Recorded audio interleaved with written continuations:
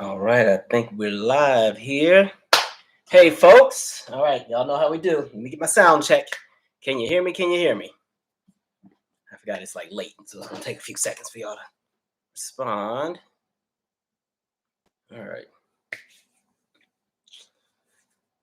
All right, can you hear me? Can you hear me? Can you hear me? If not, somebody say something so I can fix my settings. Dang, this thing is really late today, huh? Anyway, all right, y'all can hear me. Thank you, Lexi, or Lex1192. Hey, folks, what's today? Wednesday? Happy Wednesday. It's almost the end of June already. I need the summer to slow down just a little bit because summer is my favorite season and I really like to actually enjoy it. And I'd be like, man, before you know it, it's October already. I'm going to do a few little check-ins with everybody, give some people some time to get on, and then we're going to jump right into it. Let me get my shout-outs in real quick. What up, Sam J? Oh, there's D. Bradford. What up? Greetings from Oakland, California. All right. Brittany Houston. Hey from LA. All right, West Coast, y'all out deep tonight. ATL, Realtor. Nina, finally caught alive. If I miss you, please forgive me. I'm just kind of scrolling just so we can get started. But just know I love and appreciate all y'all for being with me on this tonight. Rustic Beauty, good evening. Chat. iHobson 6450. Hey y'all. Tyler Hackner. Hey, Miss Nuru. What up? Thank you. Loud and clear, sir. Penny Stewart, Abby Wise. C. Griffin, Latoya. Hey, folks. I feel like we haven't done a live in a good minute, huh? It's been like at least a month. Just know I'd be busy. That's all. Happy Wednesday, Felicia Adams, Brielle. Leo, hey, come on, Sam. Leo season arising. I know everybody hates Leos, but we got about a month and a half. I'm about to be a mess. All of Leo season. Byron Alexander, Rhythm Nation reporting for duty. And now I'm punching myself because I didn't buy the Messence tickets. I thought Janet was going to announce tour dates and she did not. But Essence is streaming live on Hulu this year, so I can still watch the show without having to spend all that money. Because I was going to buy like a last minute. Okay, I don't like how my hair look right here. It's driving me crazy. You sit right. Anyway, I was going to get one of those last minute tickets. And then I saw the tickets was like $1,000 something. I was like, I'm good. I'll catch you next time if there's a next time. All right. Lois Kim said, just clocked out from work, listening while I walk home. Love from Chicago. I was just there last month. Chicago is great. I definitely want to go again. I wasn't there long enough, but Chicago was a lot of fun. And I enjoyed all the food. I ate so well. I had to pay for it in the gym, but I ate a lot of really great food. Chicago's dope. Noel Angel. All right, we're going to start in 1 more minute, y'all, because I really don't want to have us lagging too long. I think I'm going to turn my AC up a little bit. I'm like hot. I literally just walked in the door. Lexi said her firstborn is a Leo, so I'm preparing. We're not that bad. Well, apparently, when I was looking at my little chart thing, apparently I'm a little loony because they're like your moon is Aries and your rising is Scorpio. So it's all of yours. All the groups that don't get along, you got all 3 of them. So you just fighting yourself all day. They're like, Leos can sometimes be cocky, but your Scorpio energy is what brings it back down, keeps you humble, and then the Aries is the side that wants to fight all day. So I'm a little all over the place. I don't really be latching that deep into astrology, but I'll entertain it on occasion. What up from Texas? Look, crazy homebody girl said the ones I dated are bad. Look, I can't speak for everybody. I can only speak for myself. Hold on, I'm gonna turn my air up a little bit because I'm a little hot up in here, and then we're good. Don't worry, my thermostat's right here. I don't even got to leave the room. Let's put this on like 72.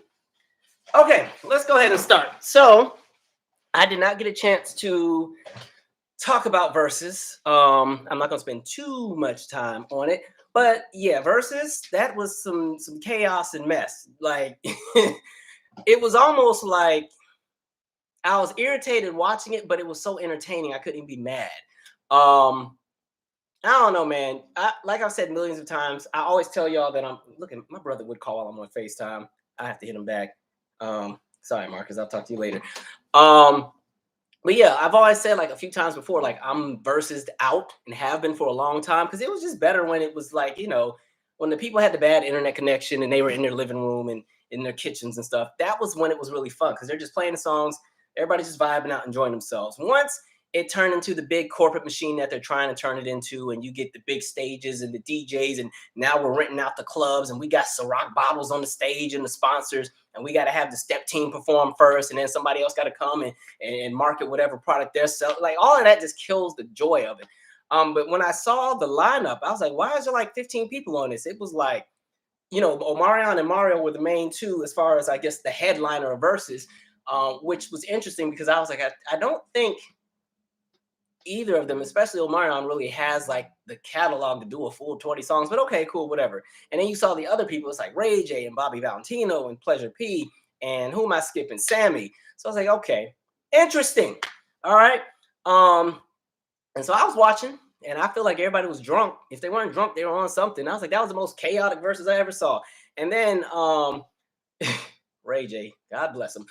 Y'all gonna think I'm a hater, but I've never taken Ray J seriously as an artist, to be honest. I think there's some people who love the idea of celebrity. And there's a lot of people, especially in this modern time, who really get into music mainly for the celebrity aspect of it. The idea, the aesthetic of being well known. I've never really thought he was that great of a singer. I think he's had his moments. Like, I think his song Why I Lie was a nice one when he was like a lot younger. I did like What I Need. I'll be honest. The first time I heard One Wish, I thought it was the weirdest delivery I ever heard. It wasn't that he couldn't sing, but Ray J doesn't have a chest voice. He has like a really thin one. I don't have a really big chest voice either, but like the first time I heard, and I remember because One Wish came out, I remember it premiered on 106 in Park. It was the summer of 05 because I was in Savannah at my grandma's house, and we're watching. And so he's doing the singing, and I was like, this don't sound weird to y'all? I mean, he was in key and stuff, but it sounded like the whole song was sung right here.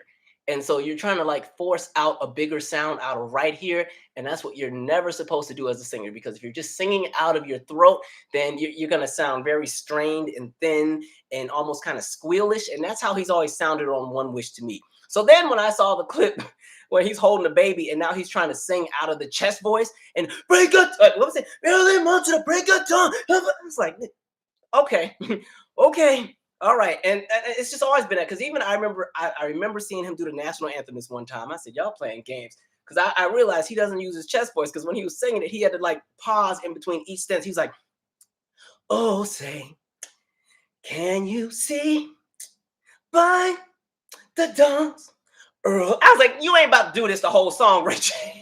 I was like, I'm not doing this with you all night if you don't sing this song.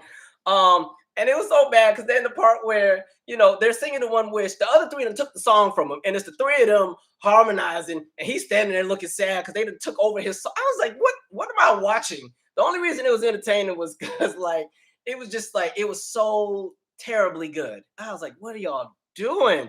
By the way, I don't want to hear any more trash talk about Janet and her voice. Y'all can say what you want about her and her whispers, but you know what? Her whispers are always in key. Okay, no more Janet slander, because after what I saw at Verzuz, it clearly the bar is very low vocally. And I don't know, the whole thing was kind of interesting because I feel like with the R&B singers, especially the men, like where is the love? They don't really sing about love, so it's like the imaging is kind of like the whole hood aesthetic R&B singer. So it's kind of like it's almost like y'all singing about pushing weight, but we're gonna do it with a box of chocolates and some flowers. You know what I mean? We're gonna sing about selling some cocaine, but we're gonna do it with love. Like that's kind of like the energy I got, because the whole time, hey, yo, no, man, yeah, well, we about to do this. No, we about to do this remix right now. But I'm like, all right, if that's what y'all into, go ahead, cool. So yeah, that was very interesting.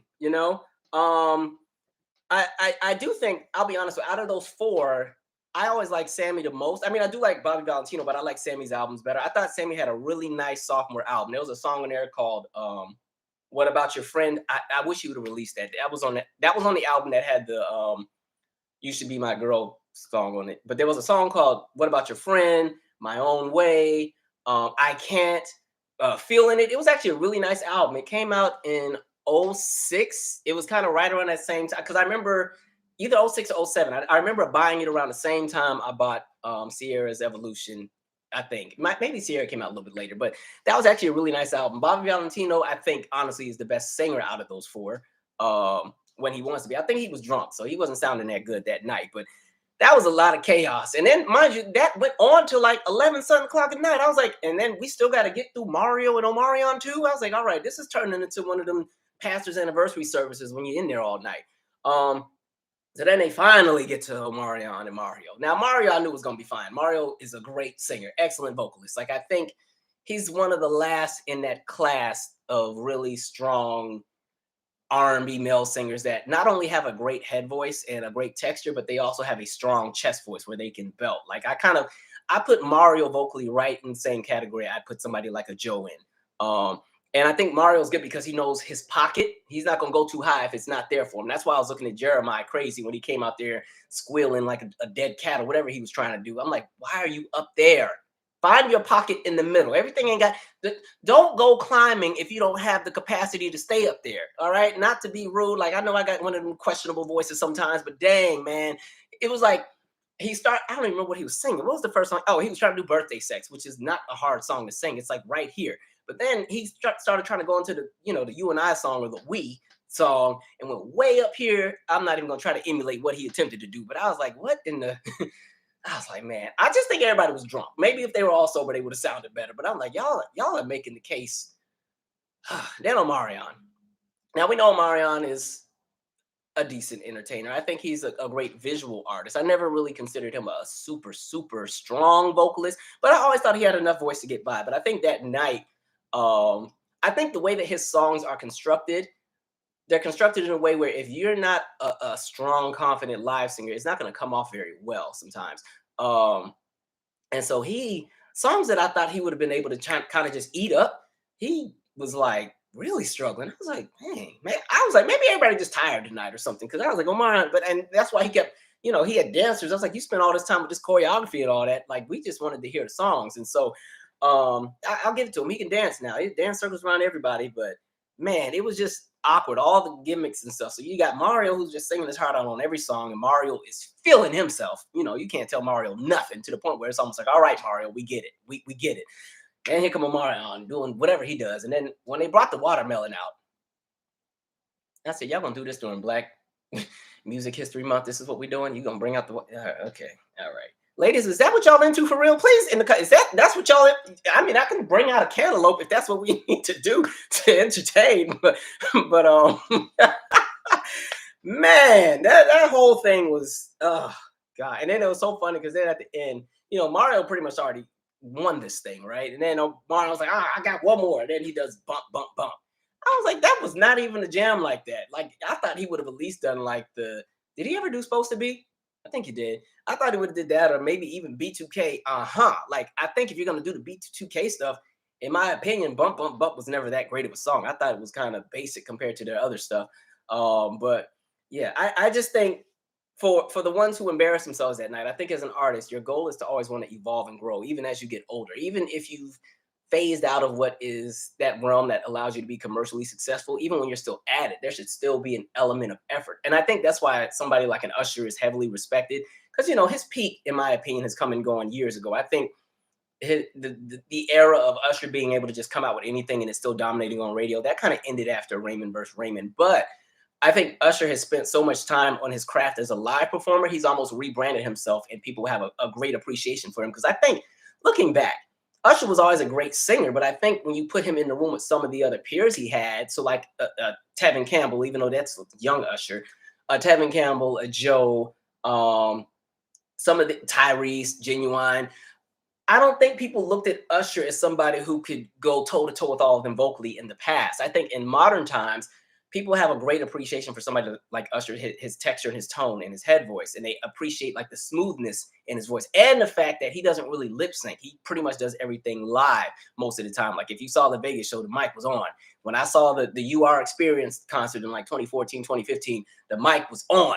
And so, he's somebody who spent a lot of time honing his craft. And then, like, again, like a song like Climax, even though that's after the Raymond versus Raymond era, I think that was a song that highlighted the agility in his voice, where, okay, he has a head voice, he can do the falsetto, he can belt if he wants to, he can give you a little bit of everything, or he can sing in a low monotone thing that everybody else is doing. In addition, I think Brandy's another example. She doesn't sell the record she once sold, but I think in this moment in time, she's one of the most respected artists that are out there vocally. Same with like a Jasmine Sullivan. People almost think Jasmine Sullivan is a new artist, and she's been out for a long time. But I think these are people who constantly worked on their craft. So when I see somebody like a Ray J and all them up there just doing anything, or even Omarion, I was like, man, y'all been playing all these years. Like, y'all been playing some games for real. Especially Omarion. I was like, well, what the heck, man? But they didn't do a lot of live singing anyway. If you want to go into that B2K era, and I'm saying that because at the time I was a hater when they were out. I'm not even gonna lie. Like, I'm in that same age bracket with Omarion, and I just remember middle school. Every girl at that school, every girl had, remember the Word Up magazine, and they would rip out the magazine and put it on their binders in their lockers. Every girl in school had like the B2K kids. They had Bow Wow. Some of them might have had Romeo, and also if you're in that same age bracket, you're just hating all the time. You hear the girls on the bus talk, "Oh, J-Book," and I'm just like, and it doesn't help because it's like in that, if you listen to my podcast, I was extremely like small frame for my age. I guess I am still now, but like middle school, I was like 5 feet tall, maybe 90 pounds. So clearly nobody was looking at me because they're looking at the Word Up magazine. And here's these boy bands that are built like 20-year-olds. And I was a hater. So watching this was redemption for me. I was like, finally. Yeah. But no, I'm just kidding. Omarion still has some music I like. But yeah, that was chaos. I don't know what that was about. Let me read a few comments before we keep it moving. And don't y'all come on here trying to argue me down, calling me no hater. We just having some healthy conversation. Pretend we're in the barbershop, all right? Don't come on here doing the most. But no, Jeremiah, I don't know what that was about. He said, "Wee!" I said, sing.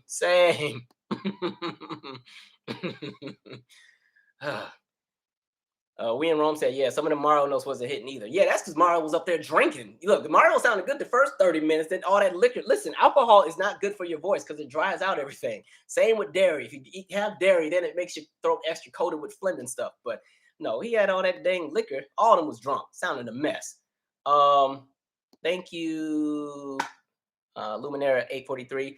Brandon gave Ray J explicit instructions. Did he follow them? No. Oh yeah, I saw that post about she gave him the tea to drink. I guess he ain't doing it. And to go on vocal rest for the day. But it is what it is. Man, they were out there playing some games. Oh, I guess y'all don't like the watermelon thing. All y'all are saying no. All right, now I'll keep my candle open in the fridge then. Man. Dang, Omarion should have just not done it at all. Because now it's like, I feel like he's been getting fried up all week. Because then I saw the other stuff with the ex-group members kind of lighting him up. Because, he was being real cocky, like, oh, they're my backup singers and all that. I'm like, well, who's doing the singing? But whatever.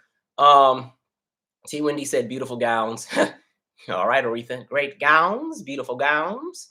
I forgot to say that in my BET Awards video. I didn't get to talk about beautiful stage for a certain artist. All right. Funny Child said, hey, Climax was a hit. Yeah, Usher still had hits, but I think, because I think that's the Looking for Myself album. He was still racking up hits, but I think by then, that's like 2012-ish, I think. It was a very different music environment than it was in 04. Because by then you have new faces who've come in. Usher has aged up a little bit. It's not that he's old or anything, but the industry's pushed towards younger crowds. And so by then that was the Chris Brown reign by then, or at least on the R&B charts. Pop it kind of blacklisted him by then. But I do think Usher was smart though, because he rebranded himself and he focused on the adult contemporary market. So that's really, I think, a smart thing because the adult contemporary audience actually still supports music. I talk about that in my Tony Braxton episode, which was supposed to come out on the 23rd, and I still did not finish editing it because there's just that much in there. Those things take forever to do. But it's going to be a great episode. What I ended up doing, because the More Than a Woman era was so short, I actually included More Than a Woman and Libra. So we're going over the heat through Libra, plus everything in the beginning. So that's going to be a fun one. But that editing is driving me crazy, man. My eyes be tired sitting in front of the screen all day, trying to put all them pictures and videos and all that crap in there. All right, we're going to keep it moving. Oh, I haven't watched that yet, Melody. Usher's Tiny Desk concert, but I know it's going to be good. All right, we're going to keep it moving. Oh, I guess I can really quick. Somebody was asking me my 2 cents because they were like, you didn't say enough about Giveon. I was like, what, you want me to drag the guy? Listen, I don't like to kick entertainers when they're down. But from what I understand, they're saying that it was just the pitch was not set properly in the microphone because, nowadays people put the auto-tune in the mic. I'm not a fan of that because like I said, I don't like auto-tune a lot on people's music, especially because I just feel like sometimes, especially with thinner voice singers, he doesn't have a thin voice. His voice is actually really thick. That's why people say, y'all, he sounds like he's eating peanut butter or whatever. He has a thicker voice. But I think for thinner voice people, it kind of erases your vibrato and you can't really hear the natural tone. And I think that's why so many people sound alike, even with the women in music. Like there's a kind of like this interesting tone. I can't explain what it sounds like, but I'm at this place where you can play like 8 different artists and I won't know who is who, because again, everybody has the same effects on their voice. And so everybody has that same vibrato, even if they have their own unique tone. Once they go into those notes that the auto tune picks up and carries over, their voice gets lost in the sound that's being kind of edited. And so with Giveon, they were saying, oh, his mic, he did 3 songs. The first song was pitched to one key and it was supposed to flow into the others. They're saying it was in the wrong pitch. And I'm like, see, that's a gamble already. I wouldn't want to use that, because we talked about that on one of these in the news episodes. Remember I talked about Jennifer Lopez? There's a performance from way back when she was first coming up, and she's doing If You Had My Love on one of the late night shows. And this is back when they first started trying to do the auto tune and pitch correction in the microphones. And so she's singing If You Had My Love, but she is way off key. And it's not because, well, I don't know if I can say it's not because she couldn't sing. It's more so because, let me explain. Okay, in my world, in the production side, quick story. So with my last album, all right, there's a song in there called Addicted. And when I first made the song, like I went to a studio because I was going to go get it mixed and get it mastered. And so the engineer I went to was like a rap engineer. He didn't really do R&B, but he's like, yeah, I got you, bro. Okay, cool. So I'm just sitting. So I watch him, put the song in the system. And the first thing he does is, mind you, I record and I use a lot of audio tracks because I do a lot of layering and stacking and all that. And half the time I'll use my voice to beat instruments and crap too. And so I think that song had like 40 or 50 audio tracks to it. And so the first thing I saw him do before he even listened to the song is he put an auto tune plugin on each track. And I was like, you might want to listen to the song first before you just auto tune it down, because you don't know, all those layered vocals are going to clash with each other, because you have too much Pro Tools or too much auto tune. It's not going to sound right. No, man, I got it. Okay, all right. So I watch him do this. He hits play after he done put all these plugins that he didn't need to put on. And the song, it was like the song was fighting itself. I was like, what the hell? And he's like, hey, bro, I need you to go back in the booth and re-record this part. It's off key. I'm like, it's not off key. You just got it in the wrong setting. So I'm like, you know what, fine. So I go in the booth and I'm trying to record a thing. Now, mind you, it has the pitch correction as I'm singing. I don't like to use that because I need to hear myself. Like I said, I'm in the Thin Voice Club. So I need all of the that I can pull out. I don't want the computer to make it electronic. I hate it. And so I'm trying to sing my one little line, and I'm singing in the key that I recorded the song in. The auto tune is pitched to something else because I think the song is recorded in, I think I recorded that song in minors. I can't remember, but I think maybe he had it on majors or vice versa. And so I'm singing it to the music in the right key. The auto tune is trying to correct me as I'm singing it because it's pitched to the wrong setting. And so it's purposely throwing me off key while I'm trying to sing. And it's now I'm fighting the song and now I sound crazy. I think that's what happened with Giveon, because I feel like he was trying to sing whatever. He can hear himself, but the playback is also, those earpieces, the playback is in their ear. Normally what they hear, because they don't hear everything we hear. Like they don't normally hear the house. Like in those earpieces, normally you're only going to hear, if they do it smart, you normally hear pretty much the drum loop to keep you on beat. You'll hear maybe the bass line. You might hear a few light chords. And then other than that, you need to hear yourself, because if there's too much noise, you can't hear yourself. That's why when people walk around with headphones and try to sing, sometimes they're off key because they're in the zone. They can't really hear or pick up what they sound like because they're kind of lost in the sound in the headphones, especially if you got like noise canceling headphones or like the really strong ones. I remember, I don't think they have it anymore, but there was this Instagram page called like the Singer's Room. And they used to do these different events all around the country. I think half of them ended up joining Kanye's choir thing, so I don't think they do it no more. But I went to one of them when they had one in DC, and they had this challenge where you had to put on the headphones and then try to sing a song and stay in key. So they'd have like one person go to the stage and put the headphones on and then try to sing a song, and they can't hear themselves because it's noise canceling headphones. And the challenge was to try to stay on key. Man, everybody was struggling. There was like 3 people that were really good. But going back to Giveon, I think if that's the case with the auto-tune mic, let that be a lesson learned. Y'all better stop using that crap, because that will definitely set you up. And it's not just him. A lot of artists use it nowadays. I'm not a fan of it, but I understand the reasoning, because people want to kind of have a perfect performance. Because again, people on the internet can be cruel. People get, because look what happened with Verzuz. Look how everybody got fried up. So I get it. It makes sense, but I don't know. It's definitely a setup. That's why it's like you better really have some strong sound check. And I do think if you're going to be an artist and you do like these award shows, you got to make sure your team is the team managing all the sound. You go with that house band sometimes, stuff don't go well. All right, I'm just saying. But I just think if they didn't need it back in the day, then why do you need it now? And because when you just think back, those eras of like Teddy Pendergrass and you know young Michael Jackson and Luther and oh, who I'm skipping so many people, like just or even Earth, Wind and Fire. You know, they have very intricate vocal arrangements on their songs because most of their songs are sang in falsetto for the hook. You know, falsetto does not really translate very well live because there's no power behind it unless it's a strong head voice.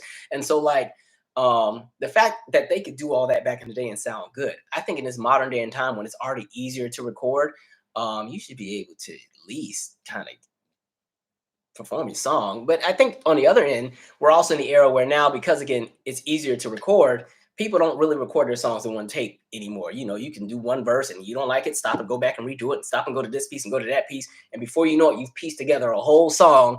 Then it's time to sing it live and you've never done it before. Now you're up there looking crazy. I think that's what's happening with a lot of people. But anyway, I didn't mean to spend so much time on music because we got some like serious things we need to jump into. So let me read a few more comments and then we're gonna keep it moving. All right. I did see Monica's Tiny Desk as well. I like that new song she has. I don't know what it's called, but it sounded really nice. Whatever it was. I know this guy that also had a song off Insecure wrote it. I forgot his name though. We in Rome said he always sounds off though. I don't follow Giveon like that, so I don't really know what he sounds like live. All Things Shwanda said, "What's Libra?" Libra's Tony Braxton album that my next So It Happened episode is covering More Than a Woman in the Libra album, plus the heat. Thank you, Ayana. Calvin, you put your footnotes So It Happened videos. We don't mind waiting. I'm so behind because that should have been out months ago, honestly. My goal was to try to have like 3 of those out a year. I only had one, I think, in 2021. But my bad, y'all. Sorry. AJ said J-Lo can't sing. I was trying to be nice. I don't think she can't sing. I just don't think she has a great texture and tone. I think she's gotten better over time. I think everybody has some element of a gift of a tune if you can really just listen. Some people really are just tone deaf, but I think some people can be guided. But yeah, all right, I'm gonna leave it alone. Yeah, y'all right. My bad. She's all right, but huh. All right. Let's see. I look at people actually knowing my music. So many obstacles. I love Addicted and Can I Come Through is my fave. Thank you. One of these days I have some new music out. All right, let's get to some real stuff. So this actually just came out today. And this is about, if you know the name, Carolyn Bryant, what is it, Donham? Now that's the white lady that pretty much put the accusation out about Emmett Till whistling towards her and everything else like that. So let me read some of this article and then we're gonna chat real quick. All right, here we go, kids or folks. I feel like I was at work. My bad. 1955 warrant in Emmett Till case found. Family seeks arrest of woman. The arrest warrant for Carolyn Bryant Donham was discovered last week, and Till's family wants her to be charged nearly 70 years later. A team searching the basement of a Mississippi courthouse for evidence about the lynching of Black teenager Emmett Till has found the unserved warrant charging a white woman in his 1955 kidnapping, and relatives of the victim who initiated the hunt want authorities to finally arrest her nearly 70 years later. A warrant for the arrest of Carolyn Bryant Donham, identified as Mrs. Roy Bryant on the document, was discovered last week inside a file folder that had been placed in a box. The Florida County Circuit Clerk Elma Stockstill, told the Associated Press on Wednesday. Donham set the case off in August of 1955 by accusing the 14-year-old Till of making improper advances at a family store in Money, Mississippi. A cousin of Till who was there has said Till whistled at the woman, which flew in the face of Mississippi's racist social codes of the era. Evidence indicates, hold on, my thing fell down. Evidence indicates a woman, possibly Donham, identified Till to the men who later killed him. The arrest warrant against Donham was publicized at the time, but the Florida County Sheriff told reporters He did not want to bother the woman since she had 2 young children to care for. Now in her 80s and most recently living in North Carolina, Dunham has not commented publicly on calls for her prosecution. But Terry Watts said the Till family believes the warrant accusing Dunham of kidnapping amounts to new evidence.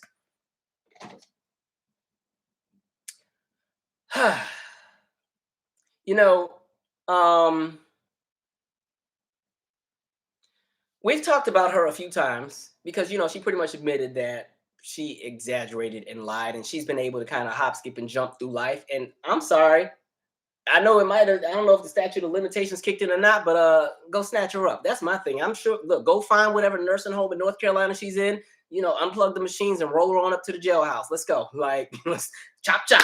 Like, y'all, nope, absolutely not. And the fact that they would state, oh, well, at the time she had 2 children, so they didn't want to bother her. I'm like, but it was fine for somebody else's child to be killed. And not only killed, if you saw what they did to that boy's body, like, literally, like castrated. They hit him over the head with I think it was like the little engine piece of a boat. The pictures, if you've ever seen them, you can't even identify what you're looking at. If you're ever in DC and you get a chance to go to the National African American Museum of History and Culture, they actually have the casket of Emmett Till in one of the exhibits. And so pretty much the Emmett Till family, they wanted to have their own museum. And unfortunately, it wasn't able to come through. So they kind of gave the rights to the Smithsonian. And so the museum actually has an entire room. So when you go in, it's kind of almost like you're going into the funeral service, and they have like the pew and everything. And they have like some really strict rules. Like when you go in there, you're not allowed to talk out of respect for, everything that happened. And then, so you can see the casket. They have like some artifacts and stuff. And then as you come around the room and as you exit, they have like a documentary with the family that's explaining everything. And there's a really intense portion where the mom is talking about why she wanted the casket to remain open, because she wanted America to see, what they had done to her son.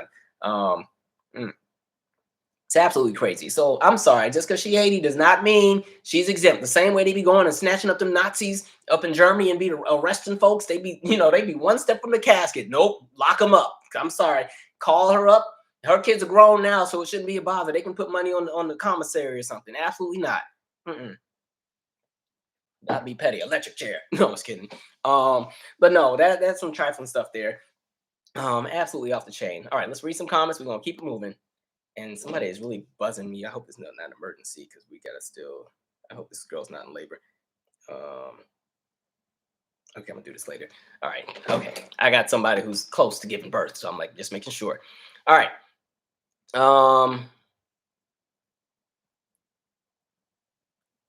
J. Cola said, J-Lo album cuts are better than the singles. This is me. I do like the Whatever You Want song. That was a good one. I like that was off Rebirth. AJ said Carolyn and the whole Bryant clan is guilty. All of them. And the fact, and then mind you, nobody went to jail for it. Everybody was acquitted. Like, and when you hear the uncle's account, like they storm into the house, they snatch the kid, and you just never see him again. Like, that's some, oh man, that crap is.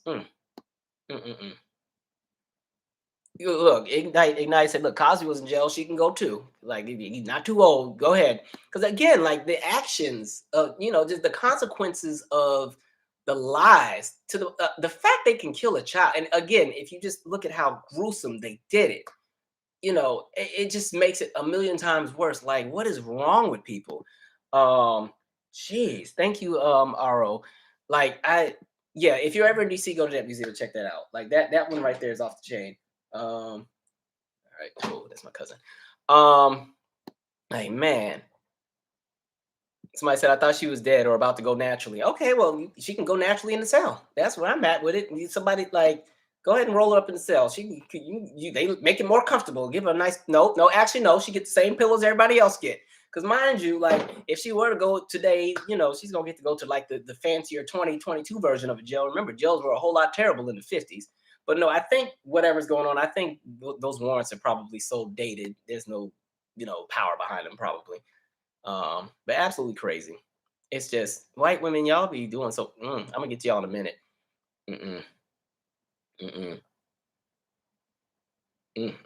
Y'all. I'm trying to like not. Y'all know when I get excited, I start talking real fast. So I'm trying to stay here tonight. That's some jacked up stuff. Hmm. Somebody in North Carolina find out what nursing home she in. I know she in one of them. I ain't letting this go. I'm gonna come back and report to y'all what I discovered. Um.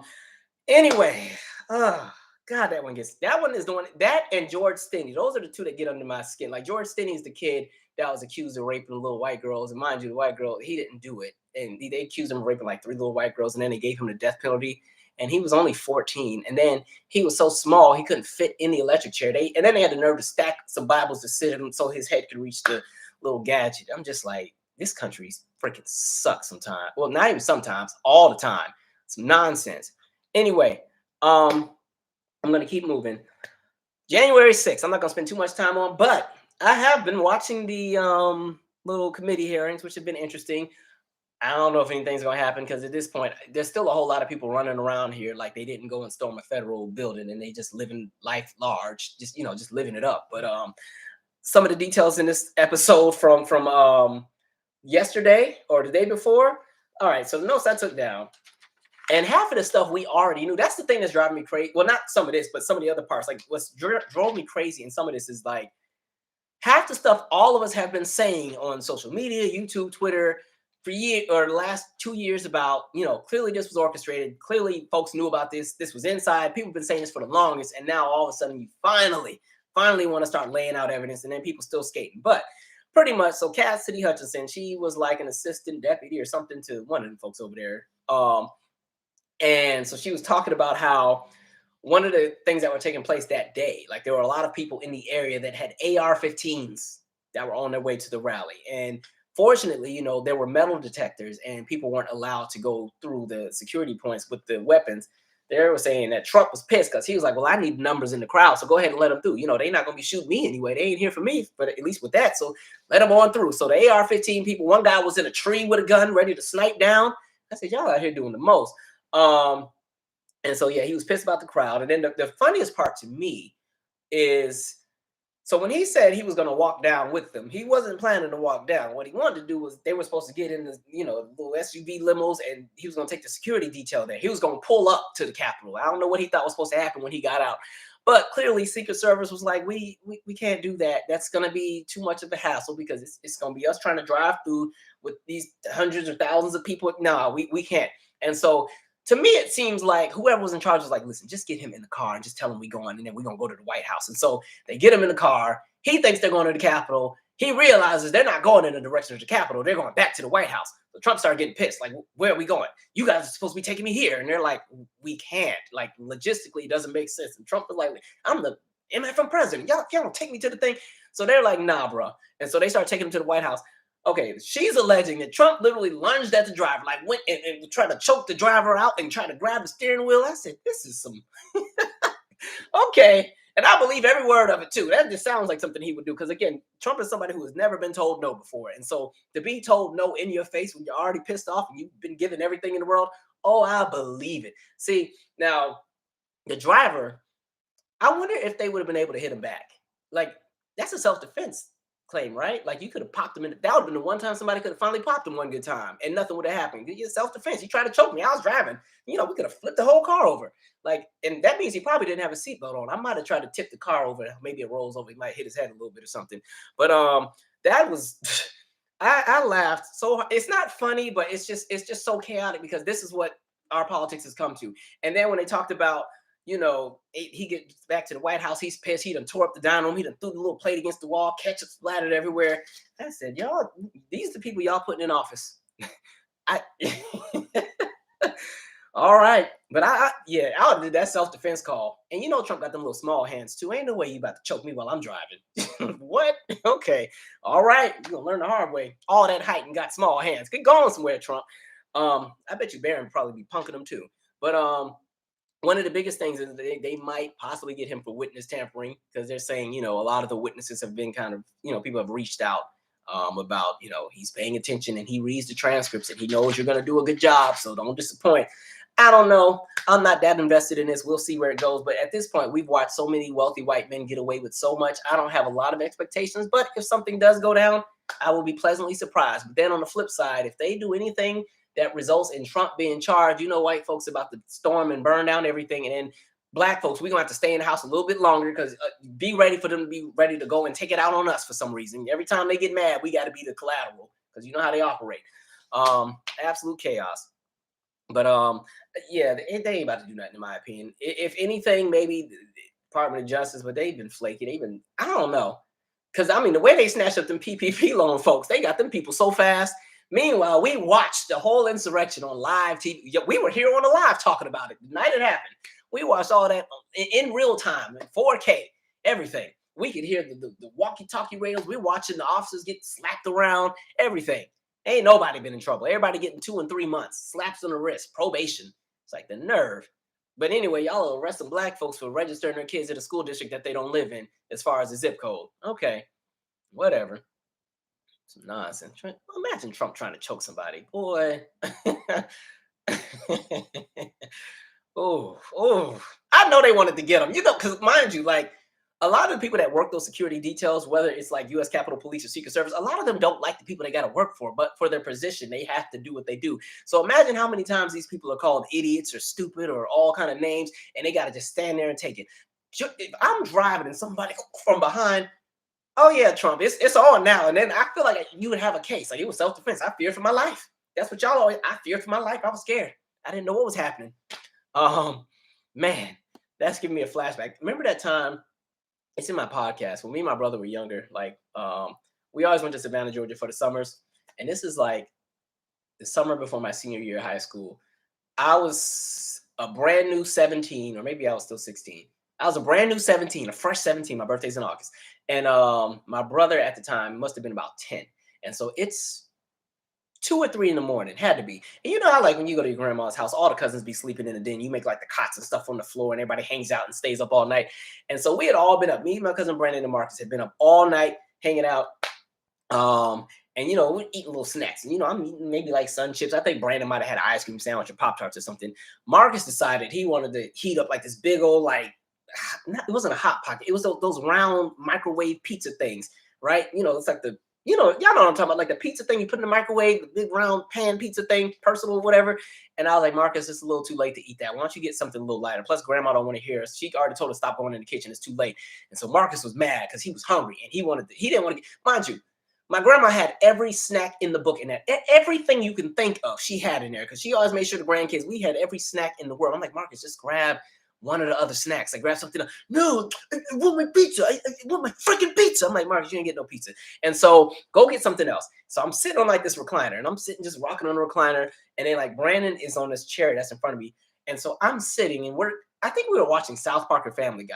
And out of nowhere, there's this table mat that flies past my face like because the dining room table is behind me. And so the table mat flies behind it, goes, I was like, I noticed, and then before I could even turn around, Marcus had came from behind me and had me by the neck. Like he's like, "Hey, want my pizza?" But the thing was, I was bigger than him, so of course you kind of flip him over the chair. And but if he had been bigger, he would have won that fight. It wasn't going to be close because I was caught off guard. I wasn't ready. But and mind you, it was a recliner, so when he grabbed me back, the whole chair went back. I was like, "Oh shit!"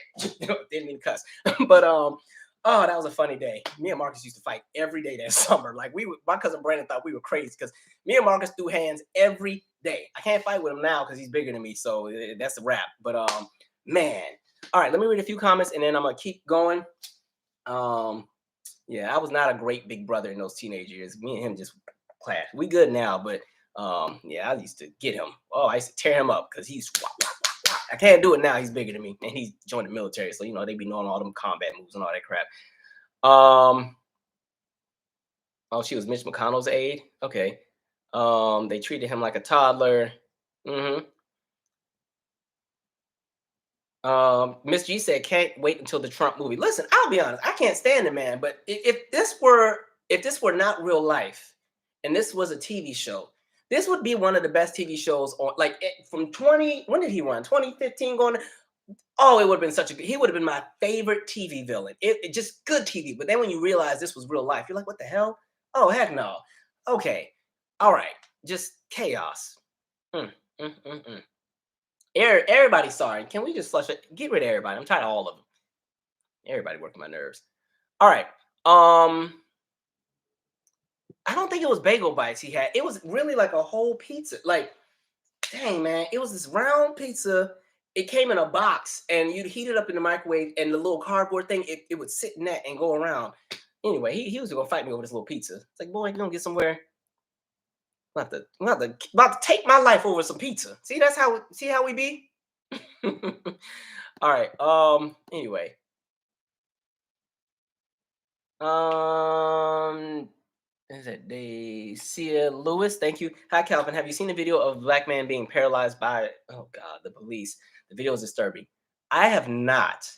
Um, One of the things I've been kind of doing the last few months, just for my own piece, I kind of cut back on how much I was consuming because I started to notice that a lot of my time on social media was like all terrible things. It was either the police stumping somebody out, or some kid that's 16 getting shot in some random drive, like all these crazy things that just aren't good. And I was like, okay, I got to slow down with how much of this I'm consuming, because of course I'm consuming it all because I'm like, we're going to talk about it here. And then you start learning like, okay, you got to slow down because you're gonna lose it mentally. Because it's kind of scary, because I've seen a lot of people who are very enlightened or just have a great grasp and view of the world. I've seen some of them start to slowly lose it a little bit. I ain't trying to go that route. So I was like, okay, you're gonna have to balance some of this out. So I have not seen that.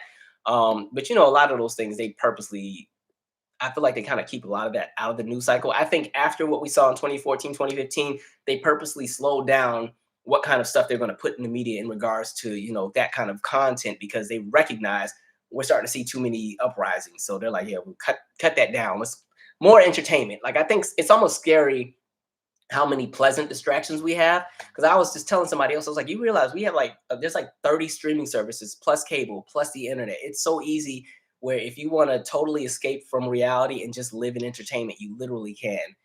Which I think is kind of scary. I think people should still have the balance of, going and finding their peace and being entertained, but it can kind of be scary when you can be that distracted by everything and things just happen while you're, enjoying whatever you enjoy. That's why it's like, I think you have to have a balance of everything. All right. Somebody said yes, making tents and forts. Yeah, those were the days. We used to stack up sheets, and especially like Savannah had this place called the Flying Frog, which was kind of like a Chuck E. Cheese. They used to have another place called the Playground too. It was like an indoor kind of like Chuck E. Cheese place. And when you would win all the prizes, me and Brandon would always win these like swords. Like you pull the sword out, you pull the piece and then it would light up. We would plant them swords on the sides, and we get my grandma a sheet and have forts. And then I'd have my little headphones. We putting them all in the couch pillows, so we have a sound system. And then you put the sheet and connect it over the TV and everything. Man, those were good times. Man. All right. We're going to keep it moving here. Denisha said, well, Facebook don't care. They just show everything. Show do. All right. All right. Let's get to R. Kelly. And then how much more heavy stuff we got, man?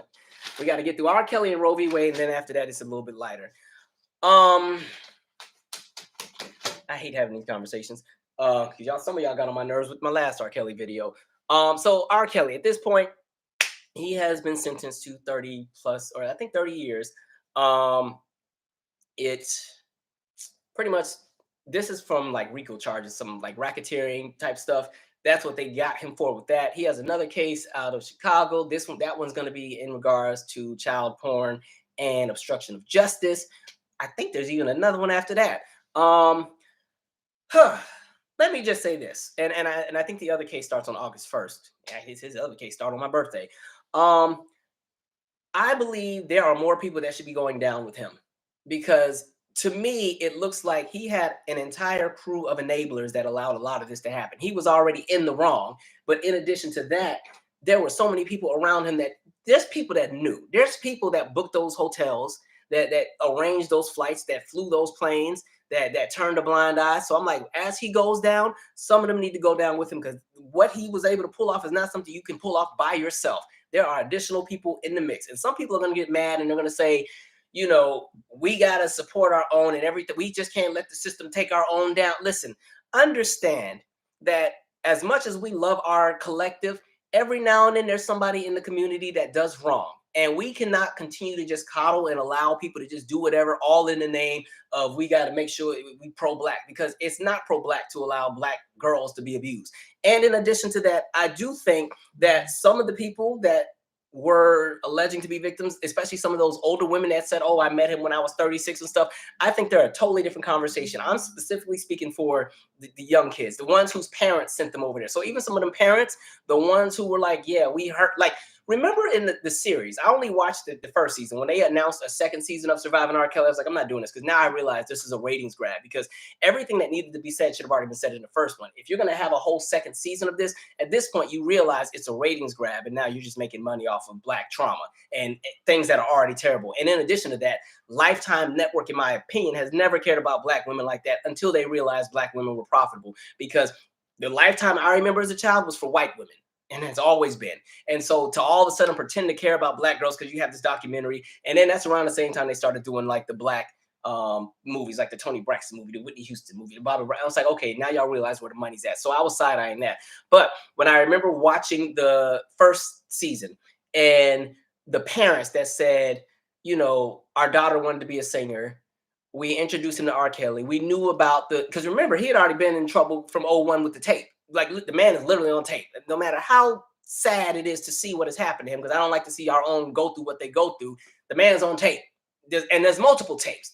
Only we just know about the one, but there's other ones. That's what this other case is about. But when those parents said we knew about what had happened, but you know, we still sent her there because, you know, we needed the ticket in the industry. I'm just like, see, this is where we run into the problems. This is why you keep having a cycle, because you have the person that's already doing the offense, but then you have the enablers that allow that cycle to continue. And then in addition to that, because everybody has something that they want, people will stay silent. I think some of these parents honestly were getting paid off, and when the money stopped, that's when they came forward. And so I'm like, you know what? As he goes down, some of them other folks need to go with him, because that cycle will continue. And what makes it even sadder, when you go back to his specific childhood, nobody was there for him as a child when he was assaulted by his own family members. And so sometimes that cycle repeats itself. And it's not to say that just because you are a victim of sexual assault or anything in that category, that you're going to automatically go and do that to somebody else, because there's a lot of people who have been through that experience and have not done that. We know historically, or not even historically, 1 in 3 women will be in some form or way sexually assaulted by the age of 50, especially in the Black community, sadly. And so, you know, what frustrated me is just you see that whole cycle. So there's a whole lot of people who knew about stuff. And I think in this music industry, there's a whole lot of people who knew stuff. Folks were just being quiet. Folks didn't want to mess up the money. So let some more names come out. I think we'll be real shocked when they start dropping more names. But I just think, yeah, there were so many people that pretty much enabled that to happen. And let's be honest, like, there were rumors about this man for years. I didn't even live in Chicago, and I used to hear about what was happening with R. Kelly. And this is before the tape. So, like, you know, there used to be rumors like, oh yeah, he used to always go to pull to this school. He used to be here, like, this whole spots. And then again, then there's the Aaliyah marriage. I'm just like, dang, Kels, like, great music. Love the music. I ain't even gonna lie. Some of those songs, great production, but damn, bro, no, that ain't what we're doing. And so it's really hard for me to have a lot of sympathy in any of that, because it's just like, and then you know better. You know better. The fact that you got away with it the first time and then continued. Oh, help us, my people, help us, Lord. But no, I think there's some people paid off. And I think what I hate about all of this is you have people like Gloria Allred, Lisa Bloom. I don't like either of them, because both of them are press hungry, money hungry too as well. They recognize latching on to R. Kelly is going to get them a higher celebrity profile. And so somebody like Gloria Allred, she's one step from like an ambulance chaser, only she does it with victims of sexual assault, sexual abuse. So I'm just like, nah. But I think all of this is chaotic. I think there's so many additional people that need to go down with them. And again, because I know some folks are going to start bringing up Epstein and the white lady. Now, let her get her time too, because I saw that she was sentenced to 20 years. I think her sentence is a little low, because in comparison, we're not going to start comparing atrocities. But when you talk about what happened with Epstein and Maxwell, whatever her name is, I mean, you had them flying girls to islands. I'm like, I'm telling you, in this entertainment world, in this world of money, these people have so many little connections and undergrounds, like, out of pocket. R.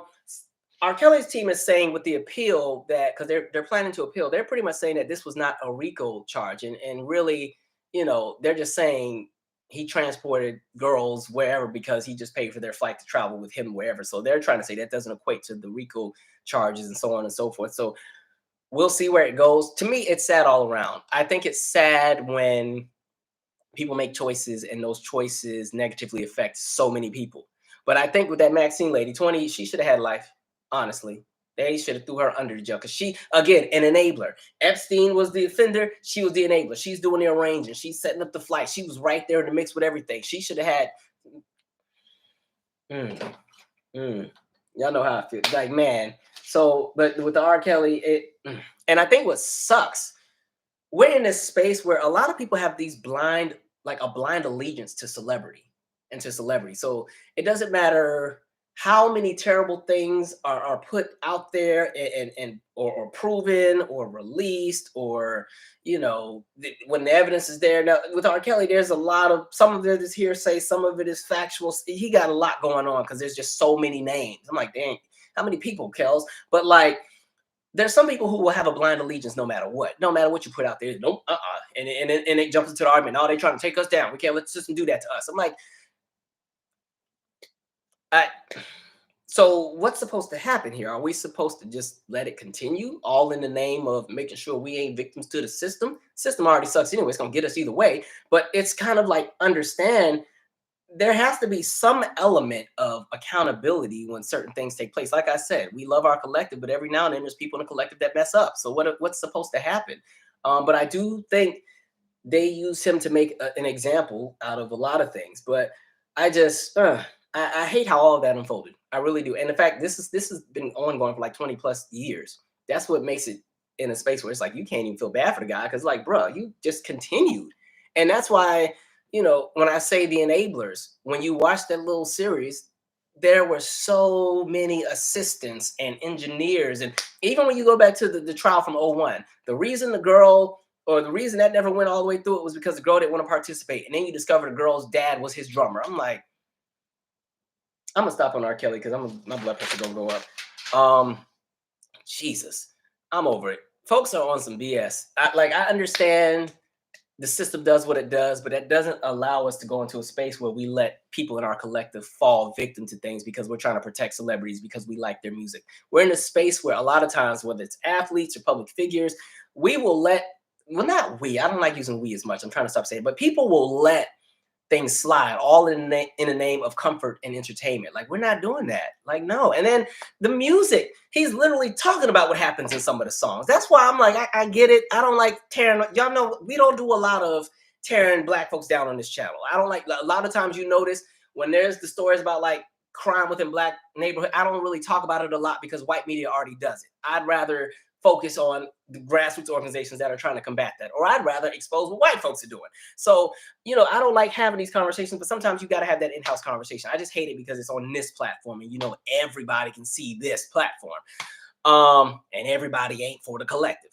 But it is what it is. But no, this industry, he ain't the only one. I know he ain't. There's a whole bunch. And it ain't just the men. There's some women on there doing some grooming and stuff as well. There's a whole lot of folks.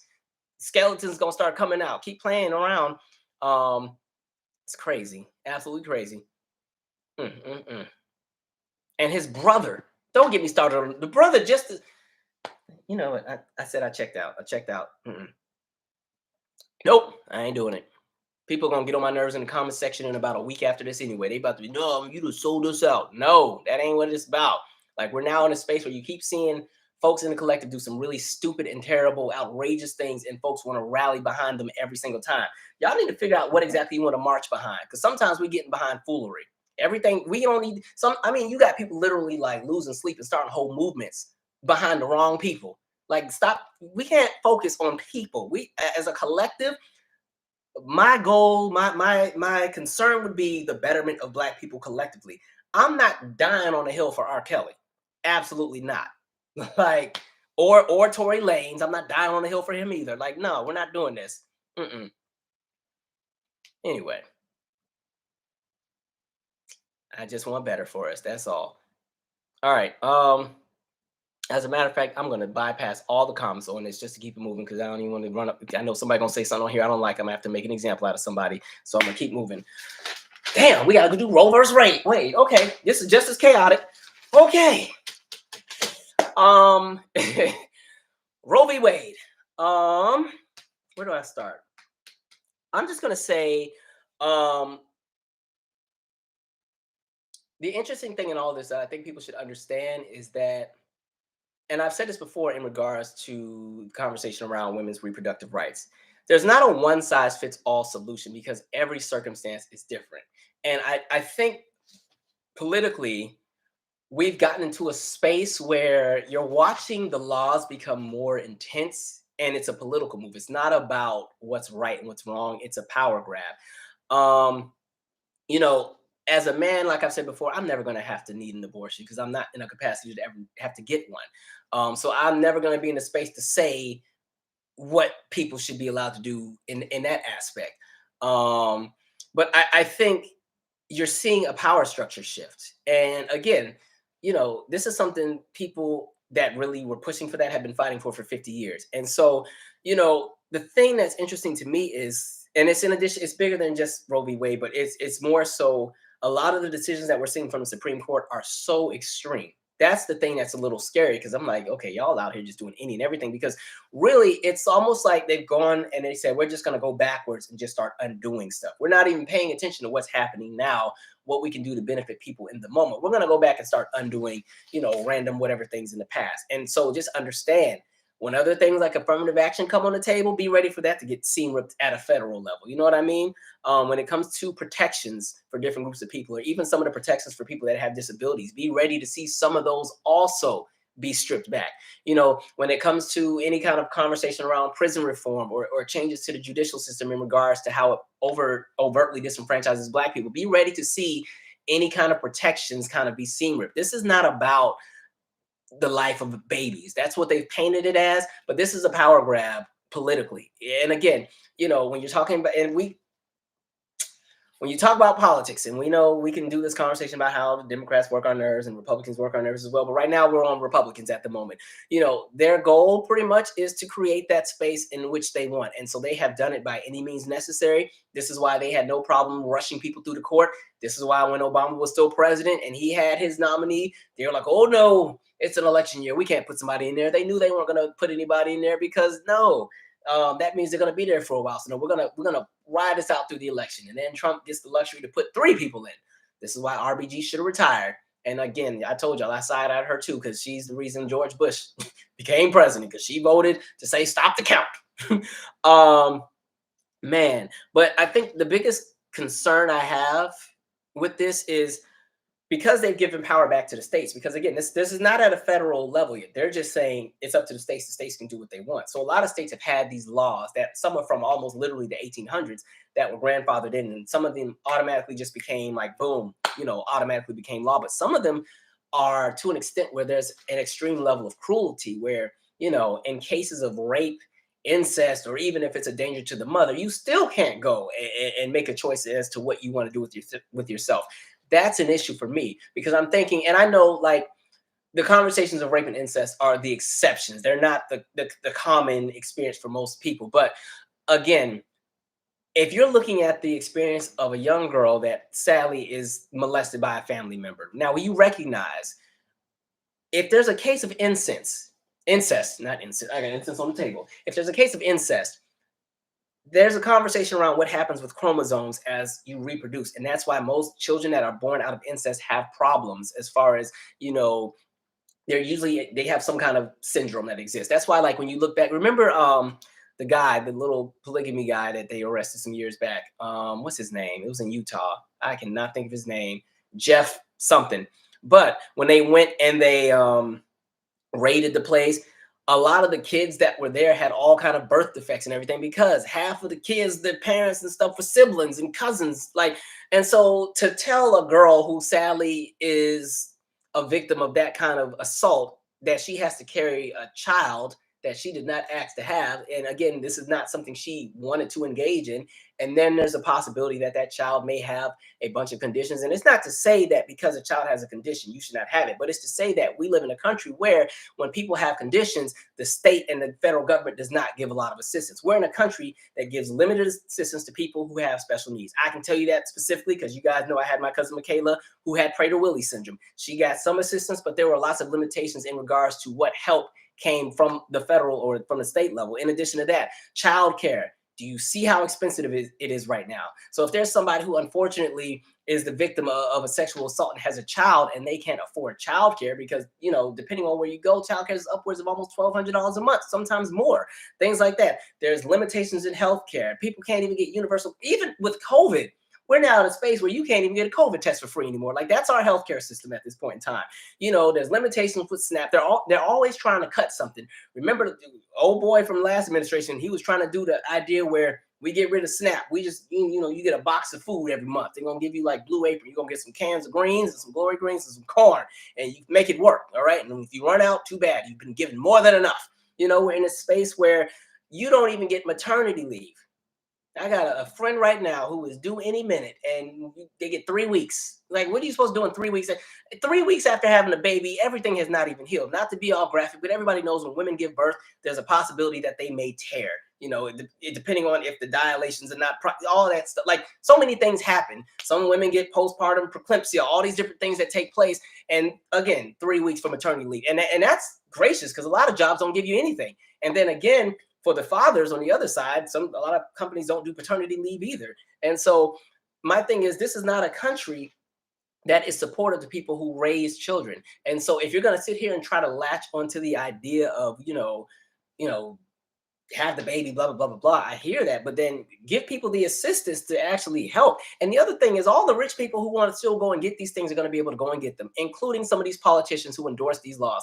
You don't think they're flying their daughters and mistresses and wives and girlfriends and cousins out of the country or wherever to different states to go and do things under a different name? Please, they've been doing it forever. And so it's just like, you know, I don't know. And sadly, I think you're going to start seeing an increase of people who are desperate. And sadly, when people are desperate, things happen. We'll go back to that era where you start seeing teenage mothers throwing their baby in the trash because they don't know what to do. You know what I mean? And God, I hate this conversation. But again, no matter where you stand on abortion, I just think people should understand, like I said, one size doesn't fit all. And I think we're just moving in this direction where I think our government is extremely compromised, and it's not about the will of the people, because when you're looking at the rulings that are taking place, not even just this one, a lot of these rules go against the majority viewpoints or opinions of the collective as a whole in regards to the United States. Same thing politically. Our politicians are going and voting and voting down different things or voting for different things that people don't want,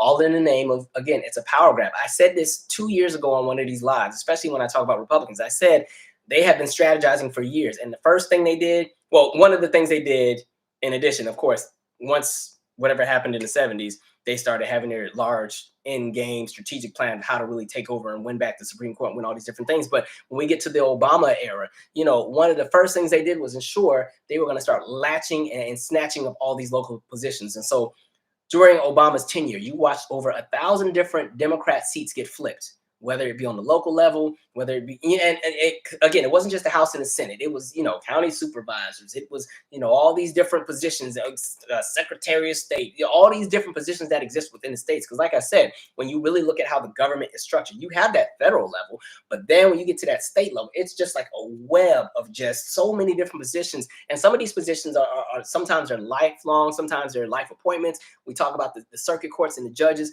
And then we also talk about the fact that sometimes when you have enough people in positions of power, you can lock things in and just make them permanent, you know, when you have enough of the right representation in the right seats. And so that's kind of like what I think you are starting to see. So for me, it's bigger than what's happening with Roe v. Wade. I think it's more so kind of just a power grab. A lot of people are saying it's another conversation about the fact that the white population has been dwindling down. And so this is the perfect way to ensure that they keep their population, you know, growing, because again, white people were going to be a minority by 2045. But I always say, even if they were, the power structure wasn't changing.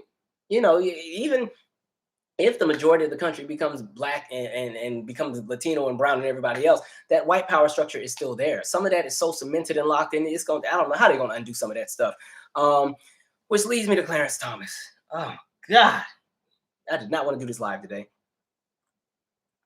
Clarence Thomas. So, as you know, which was very interesting, he's been catching a lot of smoke. People have made him the face of this decision and have been lighting him up, right? And saying, you know, blah, blah, blah, blah. So here's my thing. First, white women, I just want y'all to know this is y'all doing. So honestly, y'all fix this one. Because again, People done told y'all for the longest, but y'all always chose whiteness over your own reproductive rights and everything else. And now you're mad. And so now, again, like I said, black people are collateral to the decisions of white people all the freaking time.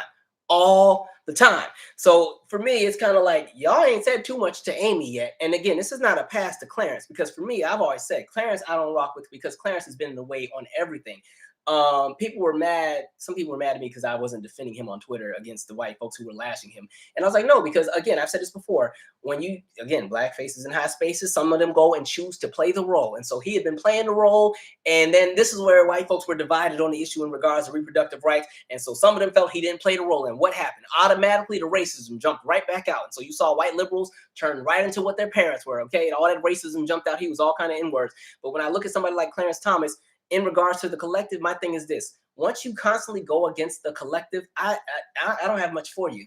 Good luck, enjoy. You know what I mean? The minute he voted down Section 4 of the Voting Rights Act and allowed the chaos that's happened since 2013 to happen, that's when I was done with him. And again, let it be something like affirmative action. Let it be something like reparations. He's voting against all of that. That's not what he's into. And the fact that his next thing is, oh, I'm looking at contraceptives too. Like, I don't understand the logic here. Like, this, make it make sense. Why the contraceptives? You know what I mean? You would think the contraceptives would prevent the pregnancies that people don't want. So why are we getting rid of the contraceptives? So now it's the space where you, and where does that conversation go? Is that condoms? Is that Plan B? Is that birth control? Like, what is that?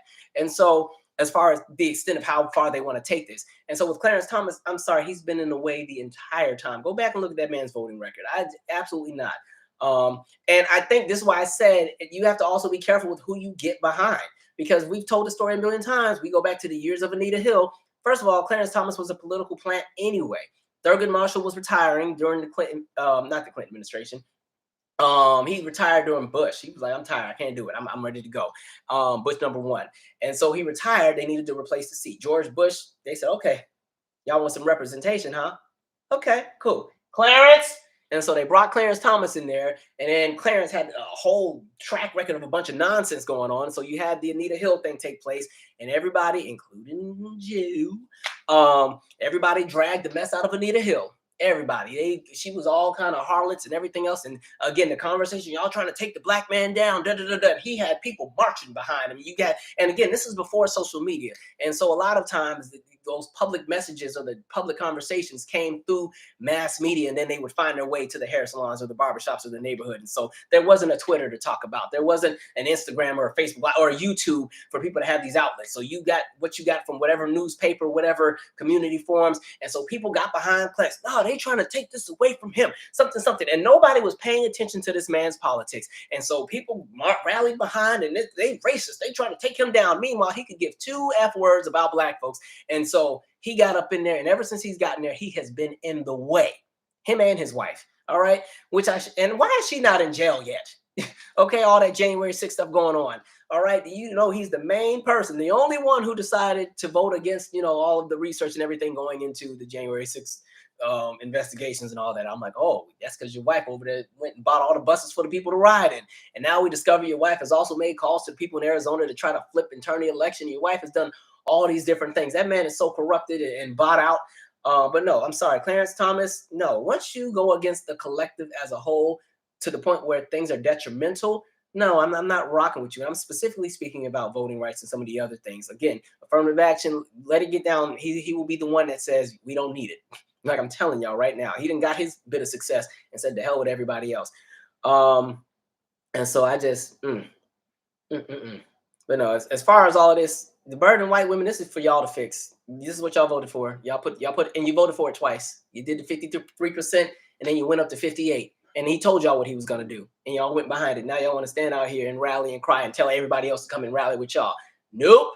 I'm not going on that field trip. That's for y'all to fix. And sadly, we got to be collateral to it. Like I've always said, collectively, white people will vote against their own interests, all in the name of whiteness. They have no problem doing that. And again, white people keep asking, why do white women vote in the way that they vote? That's because they vote as households. They understand that if their husband is good, they're good. So it's fine to vote for, the different policies that would disenfranchise different groups of people. That's fine. As long as the husband's good, I'm good. Cool. That's what a lot of them continue to do. All right. And so you've seen it, and people can get mad at that all they want. But the voting, the evidence is right there. You can look at the exit polls. You can look at the voting patterns and everything else like that. And so they will sit here and vote for candidates that are against equal pay for men and women. They will vote for candidates, that are against funding for women's reproductive right facilities. And it's not just talking about the conversation about abortion, but things like, when it comes to things with women that are going through their menstrual cycles. And please understand, with this new Roe v. Wade bit, understand this also affects in vitro fertilization. So for families that do want to have families, or that want to start babies, depending on where you live, that's now outlawed. So for people, because I know a lot of people keep saying, well, this is a good thing because now it's going to save Black babies. Understand there are Black parents who actually want to have children. And sadly, depending on where they live, IVF is no longer an option, and understand that in this modern day and time, especially with millennials, we're a generation that has waited a lot later to start families because, again, we got the short end of the stick where the economy freaking sucked. Everything is expensive. And so people can't afford to start families. So people are trying to get their careers to where they want them to be and have a dual income with who they choose to marry before they decide to try to start a family. So a lot of people are starting to have children in their 30s. You're not seeing as many people start their families as early. A lot of people who can afford and want to start families are almost in their mid to late 30s when it's time to finally have a child. And then by then, there's the challenges that you run into in regards to what's a high-risk pregnancy. And so now, again, IVF, that's going to affect people. So understand, like I said, there's not a one-size-fits-all because everybody has their own circumstance. I'm not a person to judge anybody's choices. That's why I'm like, it ain't my conversation to have. But just understand, like, I think a lot of this is a power grab and it's some nonsense. Because again, like even Lauren Boebert, you see she just won her primary. I'm like, dude, they will even just put people who don't even have platforms in. I'm like, watch Herschel Walker have a real close shot at winning Georgia. Watch it happen. You know what I mean? Because he's saying all the right speaking points that the racists want to hear. Now, he has no platform. He done had 18 other 56,000 other kids we done found out about. He done lied about where he went to school. He done lied about being a veteran. He done lied about all this different stuff. And they will still vote for him because, again, they recognize he plays the role. He will be the mouthpiece for white supremacy with no problem. So they will gladly vote for him, no matter how incompetent he is.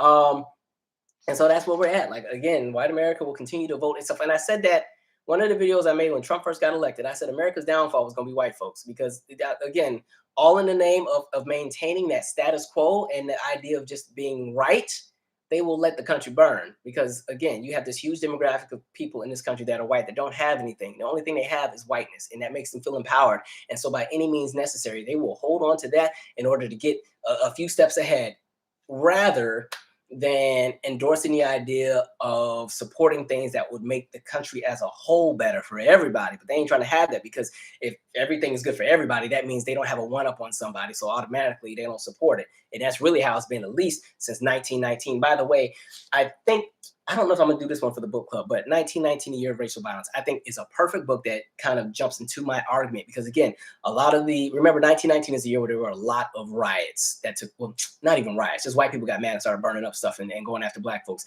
And a lot of that had to do with the fact that there were a lot of Black communities that were prosperous, a lot of Black neighborhoods that were doing okay, and white folks weren't. They were pissed off about it. So they need to let some people feel the wrath, and they start going and burning down. And then that's when you get Tulsa, and that's when you get Rosewood. That's when you get Detroit. I think we just talked about Detroit on the last In the News, where we talked about what happened with the Sojourner Truth housing project. I'll explain it really quick, and I'll try to do it shorter than I did on the video. But long story short, remember, this is the era of redlining. Black people are only allowed to live in certain neighborhoods. And so at that point, the Housing Commission decided they needed to create a new space for Black residents to live because there weren't a lot of viable options. Because remember, in redlining, even if you had the money to purchase certain property, if it wasn't in a red zone, you could not purchase. You couldn't purchase in the green, the yellow, or the blue.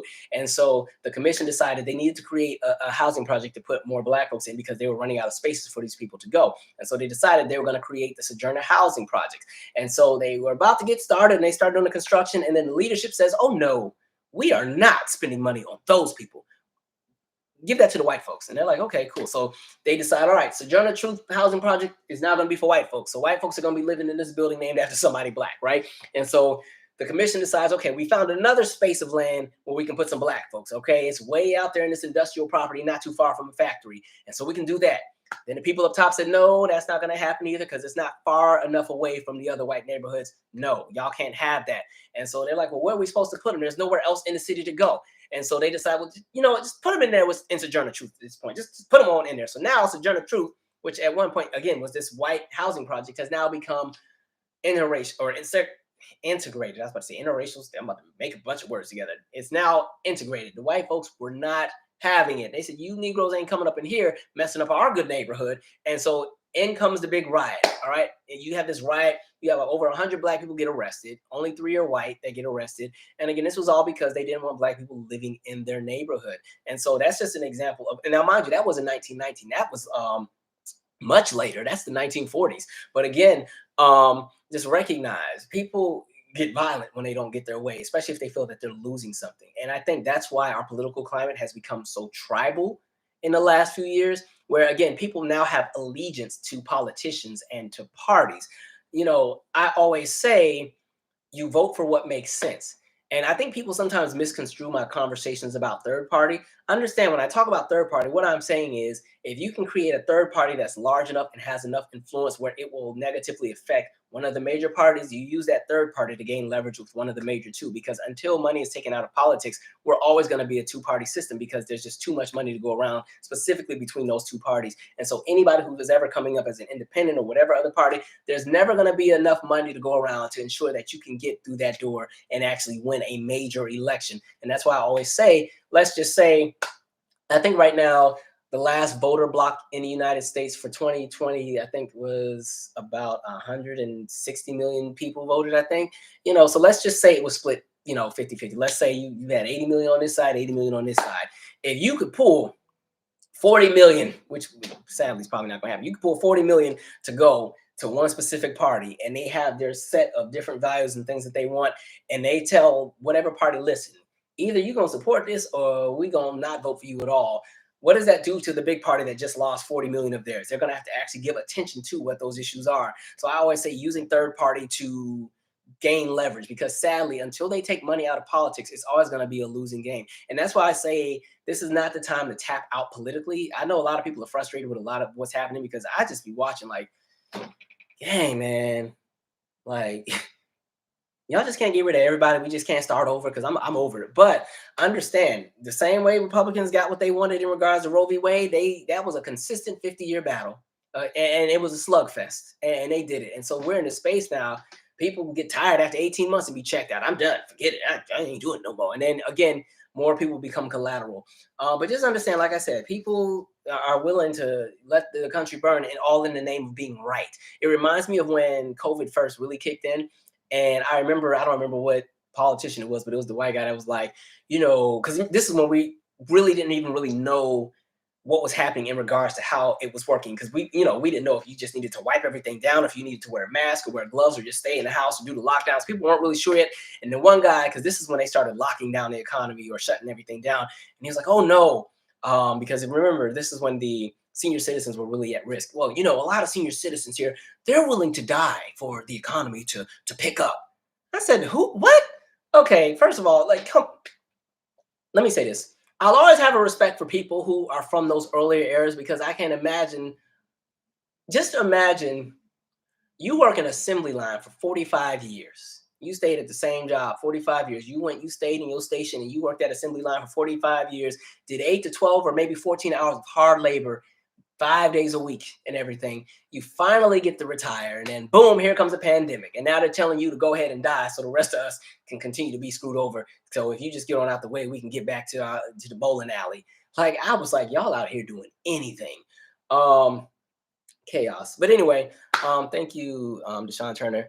Somebody said, I want to put down some new money on a new planet for us. We need a new one. No, we don't need to go. I always say, as soon as Mars opens, y'all can go ahead and go. Y'all get on the ships and y'all want to colonize everything else anyway. Go ahead and get on the ships. Go straight to Mars. It's nice and cool because y'all don't like hot weather anyway. You'll be nice and comfortable. You can, white folks like to jog at 5 in the morning with the track shorts. So going out there in Mars, it's going to be perfect. Have a good time. I'll even send you a postcard. But no, I just, and understand when I'm talking the conversation white folks, I'm talking about the idea of whiteness and collective thinking amongst the white collective. We're not talking about every individual white person, because somebody's going to come on here and say, not me. We get it. But anyway, let me pause because that was a lot. Dang, man. My phone's been blowing up all day. All right. All right. I'm gonna read a few comments. I'm not, and by the way, I ain't about to argue with y'all about this Roe v. Wade conversation because I ain't about to do it. Y'all ain't giving me a headache with this because I know everybody did not agree. And that's the thing I was gonna say as well in the conversation of people having such an allegiance to either celebrities or politicians. Understand, like, I know for sure every single person who is on here, there's something I have probably said that you did not agree with. And rather than just letting it pass on and, well, it's Calvin, it's all good, you most of the time y'all will let me know if you don't like something I said or you don't agree. I don't think there's enough of that anymore in regards to how we treat a lot of politicians and how we treat celebrities, especially in politicians. I always say people have to stop being fans of politicians. I think that's why Joe is catching so much smoke. There's a lot of people who really thought Joe was going to be a hero and just come out here and save us all. And folks have been saying, listen, he's going to be business as usual. I had said that from the minute he said he was going to run. And when it came down to the two, I was like, damn, okay, Joe, I guess. But I said that from day one. He's going to be business as usual. And I think the flaw that has always existed with Joe is he goes wherever the wind blows. You know, when you look at his track record, it's very inconsistent. It's just whatever the popular move is, he's jumping on it. And so that's been his flaw. And I think so many people ended up disappointed because they're out there parading in the streets after Trump lost. And a lot of folks were like, y'all parade if you want to. Okay, we're about to find out. And so here we are where you have just a chaotic system, and you got a corrupted Congress because you got two Democrats that are really not Democrats that are literally holding any kind of legislation hostage. So you got Democrats who can't get anything done because it's just going to be, the Sinema and Manchin just going to vote no on everything. And so, Joe, you got to be the face of that, sadly.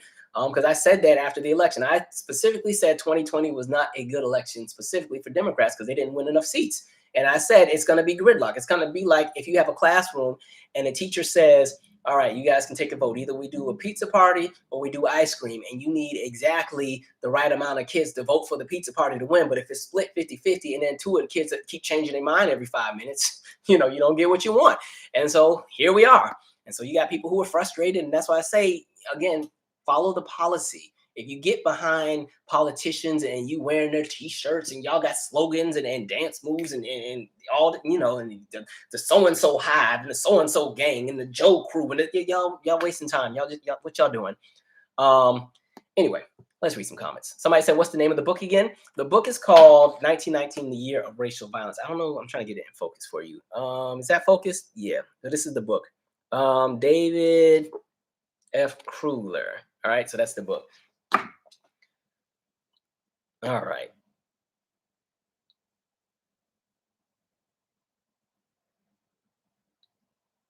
Somebody said we're watching a series finale of America. Honestly, sometimes I think that, but then I remember the pendulum always swings back and forth. Like America's been in terrible situations before as well. I think what it is just because a lot of the things that are taking place are things that a lot of people are not fans of in regards to whichever demographic. And so sometimes things seem a lot worse than they could be. But I don't know. But I do think America has been on a decline in regards to its influence around the world and the kind of power that it has because other countries around the world have been able to come up. And so now you're kind of seeing the U.S. grasp for straws and just do any and everything. And that's why our politics are so crazy. Let's see. Was Calvin born during the Anita Hill trial? Does he know? I was alive. Listen, I ain't as young as y'all think I am. Let me see. I've seen in some states they are starting to criminalize women who have had miscarriages. Like again, like I said, I think the challenge with all of this is the laws are so chaotic. It would be different if there was a law saying, okay, these things are outlawed, so on and so forth. But like it's like you got laws where the neighbors can go and report Uber drivers that they suspect drove people to a clinic. If you have different, depending on if you miscarry, some places won't even allow you to, release what's there. You got to just carry it to term and push. I'm like, what kind of nonsense? People just doing anything. Because you got to look at some of the people that are in office. A lot of people who are in charge are not intelligent at all. You got some of the lowest of the low people calling the shots right now, which is why I keep saying this is not the time to tap out. because some folks are getting everything they want, and we over here pissed off and saying, well, the hell with it. We just gonna stay amongst ourselves and stay in the house. I ain't doing this no more. And it's only gonna get worse. Understand, we still gotta have children that still have to live here after we're long gone. So let's make sure we leave somewhat of a country that exists and some element of prosperity for them. Let's see. Sun Queen said, funny how they're making reproductive laws against women, but nothing against men. I mean, well, look who's in charge. Yeah, I mean, well, I ain't getting a vasectomy. I'm telling y'all that now. Look, it's bad. I got baby fever right now too, so I won't be getting no vasectomy at all. I got baby fever bad, and I'm trying to like tell myself relax. Sheesh. I think it's because a lot of my peers are all having kids and stuff now, so I'm like, well, I want some kids too.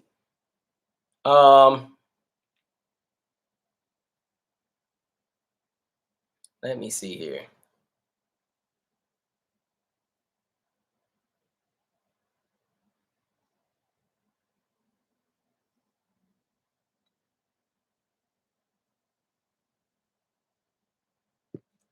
Where are my glasses? Because I'm squinting super hard today. I can't see a thing. All right. Look, my age kicking in. Let me put them down here. All right. Reagan screwed us. I told Reagan is one of the worst presidents. I think Reagan was a whole lot worse than Trump. Trump was just cuckoo and just wasn't smart. And he was very irrational and just kind of did any and everything. But I think Reagan had just like straight malice in his heart. The fact that you watched him gut like the free lunch program and gut the budgets with schools in regards to feeding kids, and then you watched him like when we talk about the economy that we live in now, when you started seeing that huge gap between like the wealthy and the poor, that's his era. You know, you literally hired Donald Reagan, not Ronald Reagan, but Donald Reagan to be over Treasury. He's, the guy, I think he was from either Merrill Lynch or Goldman Sachs, some big rich money dude to go and regulate the economy. And then you watch bankruptcies go up by 600% under Reagan, 600 freaking percent. You watch incarcerations skyrocket. All right. We know about the 94 crime bill and how that was like a third wave, literally, because it's like you had a wave of people start going to jail under Nixon because he had the war on crime, right? And then Reagan had the war on drugs, and that brought another wave. And then that stupid crime bill from 94 came. That was another wave. I'm just like, y'all just, how many waves we got to be on? We are tired of surfing. Damn. Reagan was horrible. Absolutely horrible. The way I didn't feel bad when he finally croaked. That's an evil person there. Sorry, y'all can get as mad as you want. Now, people like to gas him up because they got rich. Some people like, he wasn't that bad. No, he was. He's the reason why we don't have a middle class now. Like pretty much a lot of his policy, in my opinion, is the foundation to the nonsense we're in now in regards to the wealthy running everything, in regards to the banks running our politics, in regards to insurance companies running our politics, in regards to the fact that, the laws and what's being pushed through legislation isn't about the people anymore. It's all about money. He pretty much was the credit card president. Just rack it all up, make the next generation pay for it. And here we are paying for it.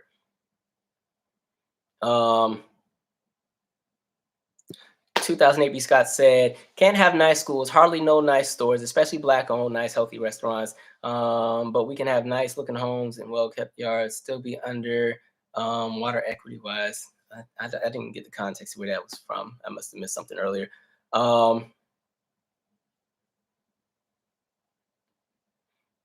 Somebody said they caused all that damage in the 67 Detroit riot, moved across 8 Mile. Now they're back. And mind you, the 67 riot wasn't even the first. Like they had other ones before that. Like, man, they used to cut up at these cities. Thank you, CC. Thank you, Calvin, for bringing us your opinion about these topics. And yes, take a break when you need it from all the foolishness. Y'all know I have no problem taking a break. I'll be going days without making videos. Be sleeping good. And then he'd be like, Calvin, where you at? Sleep. Leave me alone. Let me rest. I'll be right on that couch, knocked out with my candles. Then I'll be sleep with eye open. I'm afraid I'm gonna knock a candle over and burn the place down.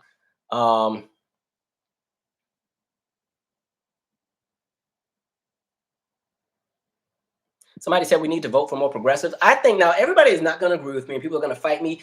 I think for the midterms, I think your best shot, you're going to need more seats on that Dem side. They just didn't have enough seats. They couldn't get anything done. And when you look at the possibilities that could have been there, as far as like voting rights and really securing and making sure that everybody had those opportunities, the fact that that has not been able to get passed, you have so many states again doing the gerrymandering. We talked about Harris County, Texas. Is it Harrisburg or Harris County? But what they've been doing there, where you literally have, literally like what, 2 polling places for 3 million people. You're just seeing all the different laws that are coming into play because they're doing everything they can, because eventually those laws will at some point be reversed at some point. But before they do that, they're going to put, all kind of chaotic things in there. Build Back Better, you saw that only one portion of it got passed. The second half could not get through. And I think a lot of that also plays into why we're running into the problems we're running into right now, as far as like the economy and the inflation and everything. Because now it's like you had half of a package, but the other half didn't go through. And so now you have a system that's operating at half capacity. So it's not correcting itself. It's just, everything is just chaos right now. Let me see. Yeah, everybody ain't going to agree with me on that, and that's fine. But I just think I'm just looking at that other side, and everybody on that other side is even more chaotic. I'm like, y'all, I don't know what's going on with the Republican Party, but y'all have some of the most loony, crazy. China has satellites that are burying and digging things into our refrigerator type candidates that just, they be out there just saying anything. I'm like, how do y'all get behind some of these people? So it said third party is only going to hurt Dems at this point. And that's because right now, people that vote Republican are happy with everything. I think if Republicans ever got really pissed off, and like if you think back to like the era of Ross Perot almost had a viable shot of possibly winning, maybe not even winning, but he pretty much was in a space where he had enough of a vote where it definitely affected, the Republican candidate, because again, he pulled a lot of votes. Like he was doing somewhat decent in a few states. So I think, again, it's the group of people that are the most frustrated, that clearly have the most to lose. And so, it jumps into, that's who I think that idea would benefit. Right now, Republicans ain't got nothing to lose. They chilling. And that's why I always say, when people get mad at Democrats and say, well, we're going to go to the Republicans, I'm like, but the thing is, Republicans don't need black folks. They don't need the black folks. They win whether or not we support them or not. Democrats need us. And sadly, I think they're learning the hard way, because I think a lot of black folks have been kind of saying, the hell with all of y'all. Y'all on some BS. Democrats cannot win without the black vote. And sadly, they take advantage of that, and they do it every freaking election cycle. And then when stuff don't go right, they tell us, well, just give us another term. I'm like, how many more give us another term y'all want to give? But like I said, I think at least in this moment, when it came to 2020, the minute I saw the setup of the House and the Senate, I'm like, yeah, this is not going to be good, because they don't have a strong enough majority to do anything. It's a headache, man. I'm over all of it. I really am sometimes. I'm like, sometimes I wish I could just not care and be like some of the people who just live in the moment. But I think that's a very irresponsible thing to do. Anyway, really flush all the people out. And let's put some term limits and some age limits on some of these people running. Like, I'm sorry, if you are over the age of 8, like Feinstein in California, ma'am, why are you even considering running for re-election? I don't think you're going to live through your term you're in now, and then you're going to try to run for another 6 years. Like, Anyway, will Stacey win Georgia? I don't know. I think that's going to be a close one. But I'm side-eyeing a few things with that election anyway, but good luck. Let's see. But like I said, a lot of people are frustrated. They're over it. They're tapped out. They've been playing in our faces for so many years. And now that we've hit a space where things are actually desperate, now it's like, okay, now they really want us to vote. It's like, but y'all had all these opportunities. Y'all keep playing around with everybody. Man. Thank you, Philly cheesesteak. That's the most important thing, in my opinion. We need to focus on state and local elections. Like I said, those smaller positions most of us have never heard of, those are some of the most important ones. One of the saving graces with at least the 2020 election is that a lot of those people that were like secretaries of state or over different elections committees were people that were in from previous administrations and had not been replaced, or they were able to hold on to their positions and everything. And so there weren't enough of the corrupt people in those positions to go ahead and snatch that election like they tried to do. Like, that's literally the saving grace. All right. Because look at what was happening. You had people showing up to different places pretending to be electors. Oh, we're the electors. We're here to certify the vote for Trump. I'm like, yeah, he's doing anything. I mean, to the point where you have people in power making fake documents, giving them to people to go and try to, like, they really tried hard with this one. And then again, the whole idea about election fraud, it was just always nonsense to me, because, Cuckoo Man said that about 2016. He said, well, yeah, Hillary won the extra million votes, but those were all Mexicans. They were illegal. I said, you think 3 million illegal people would risk being deported to vote for Hillary, who was going to still deport them anyway? Really? Okay. And even with this last election, when they start talking the mass election fraud, and people, listen, nobody likes any of these politicians enough to want to go to jail for them. You think millions of people would take a charge for Joe Biden? Really? Like, okay. Right. Okay. All right. You say so. Y'all got it. It's y'all world. I'm just living in it. Folks don't be playing with a full deck, man. Anyway, we're about to end this dark conversation. I want to get back to some happy stuff because I'm over all the heavy stuff. I don't know about Stacey though. Like, I understand Georgia is still Georgia. And I'm even nervous for Warnock, to be honest. Let's see. All right, let's keep moving. So, what page am I on here? Okay, that one can go. All right. Covered all of that. Oh, good. I'm making it to the last page. Perfect. All right. Oh, okay. This is a good one too. Actually, this is actually good news. I did want to talk about. Let me see. Where was it at? I want to make sure I got it right. Bruce Beach. All right, California. Let's jump into it. So I'm gonna go to the article really quick. So it states that all right, a prime beach, and we've talked about this case before and a few other ones that have similar narratives. Prime beachfront resort seized from its Black owners nearly 100 years ago has been returned to their descendants by officials in Los Angeles. Bruce's Beach was purchased in 1912 to create a beach resort for Black people at a time of racial segregation in Southern California. Located in the desirable city of Manhattan Beach, all right, it was forcibly taken by the local council in 1924. But on Tuesday, Los Angeles officials voted to return the land to the family. Willa and Charles Bruce bought bought 2 lots of land for $1,225 in 1912. The beach is now worth an estimated $20 million. Hallelujah. Hallelujah. Let me see. Willa told a reporter at the time, whenever we have tried to buy the land for a beach resort, we have been refused, but I own this land and I'm going to keep it. Over the next decade, Bruce's Beach became a citadel for African Americans coming there for leisure from all over the rest of Southern California. Also, remember, we weren't allowed at all the beaches, so that's why a place like this existed. It's also a conversation about public city pools, and one of the reasons why a lot of Black people can't swim, because we weren't allowed in a lot of areas. It's also a reason why a lot of Black people didn't start playing tennis till almost the 80s, because we weren't allowed on the tennis courts. It's also another reason why a lot of Black people don't play hockey, because we weren't allowed at the hockey rinks. It's also another, like, I could keep going, like, listen, it's another reason why even in regards to gymnastics, we couldn't go to the public gymnastics gyms. And I know they got pissed because once we started building them gyms in our neighborhoods in the late 70s, and you started seeing like Dominique Dawes and all them as we got into the 80s and the 90s, it was a wrap. All right. Again, understand access creates opportunity. And so when you constantly snatch the access away and think you can limit folks, eventually when they finally get the opportunity to show out and shine, oh, it's going down. Let me see. All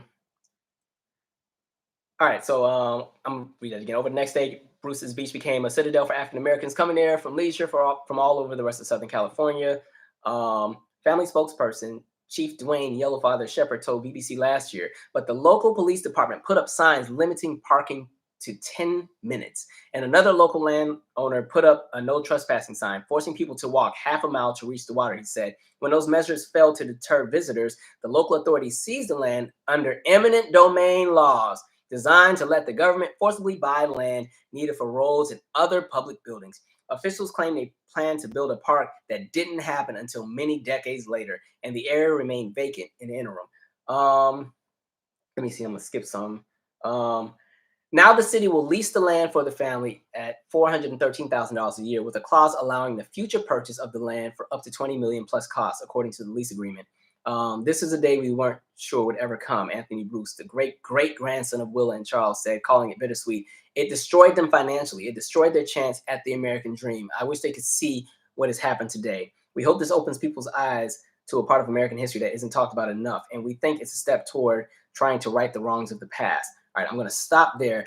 Remember the video we did where we talked about like the farmers that sued because well, we talked about the farmers sued in 99 in regards to what was happening with the discrimination, but they lost because it was a conversation where they said you can't claim racism as, a claim as to the government doing you wrong. You're going to have to either highlight like lineage, or you're going to have to highlight how you were wrong on paper.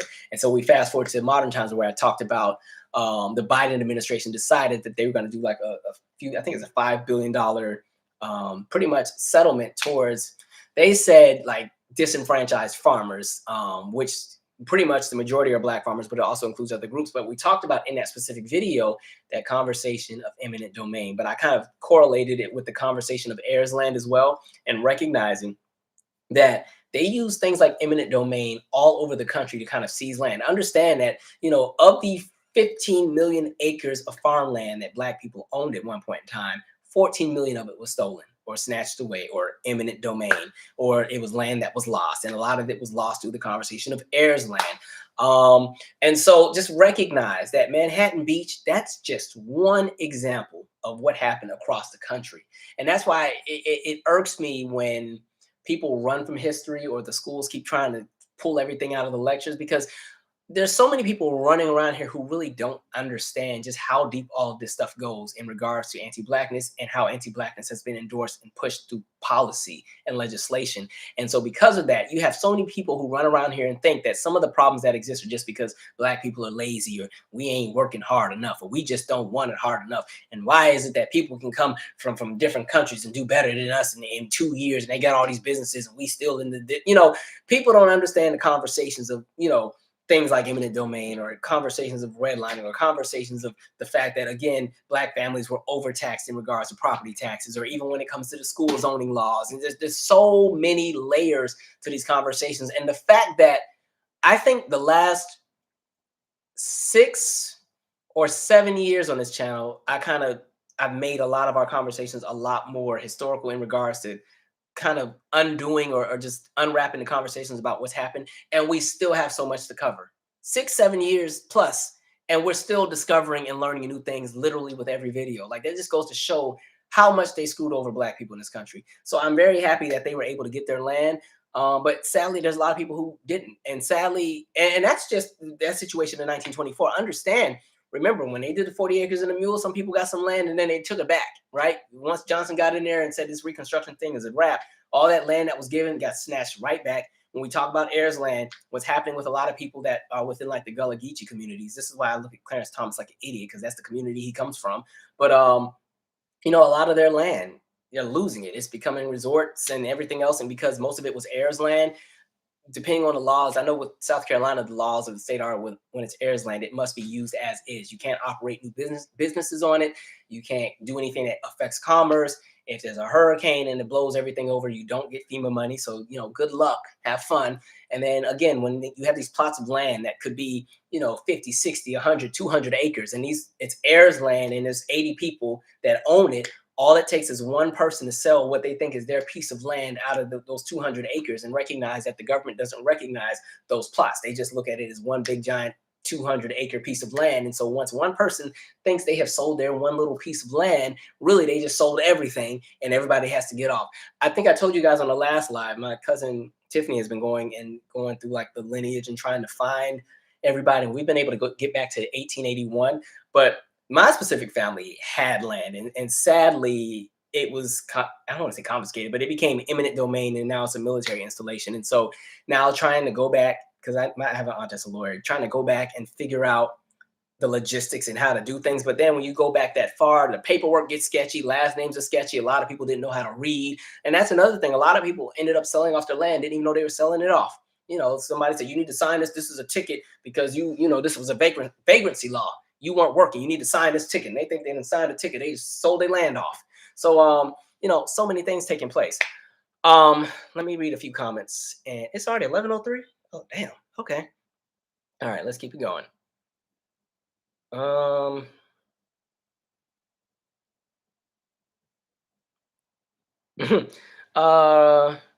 Raylan Bunt said, hey, did you hear about those senators asking for pardons in the face of January 6th? I certainly did, Marjorie Taylor Greene and what was it, Manafort and all them other people. The corruption has always been here. And they know they can get away with it. That's why they do what they do. So I'm not shocked. And somebody said, "Yep, and Republicans can't win a popular federal election. I think they cheat better." Yeah, because they've lost 7 of the last 8 popular votes. Um,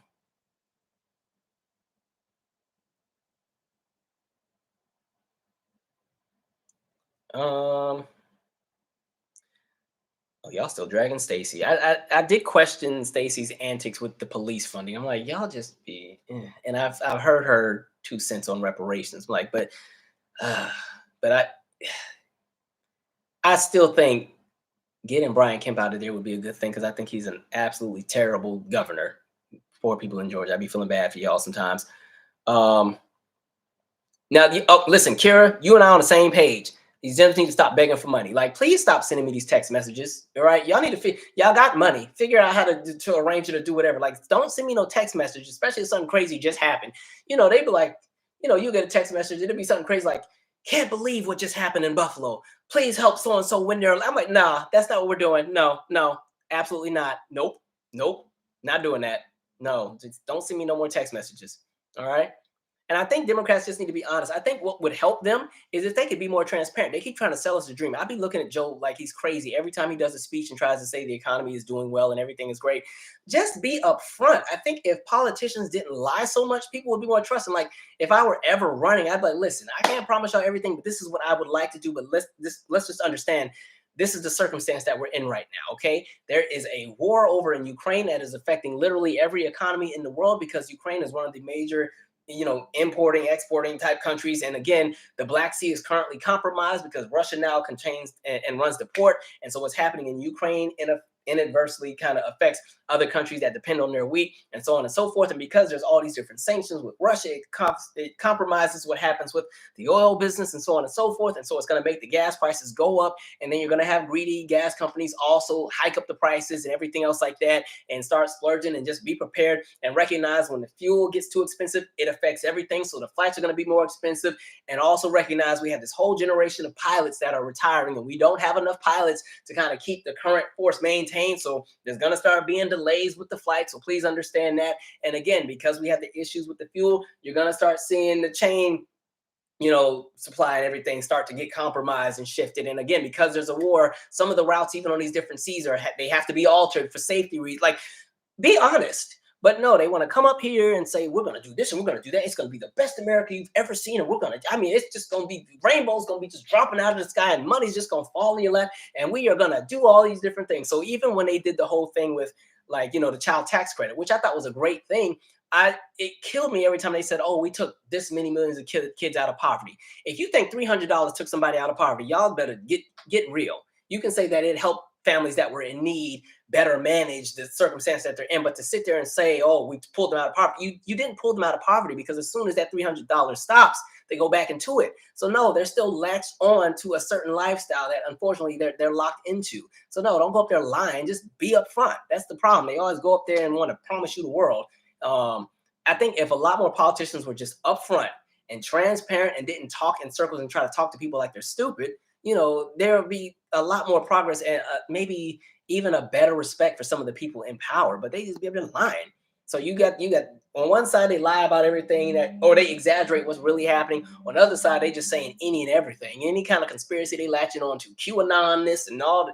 Man, side note, I was watching Reno 911, that whole Reno 911 movie they put on. They got like a whole QAnon episode. That crap had me dying. I was like, Niecy Nash is a fool. That was a funny episode or movie. But anyway,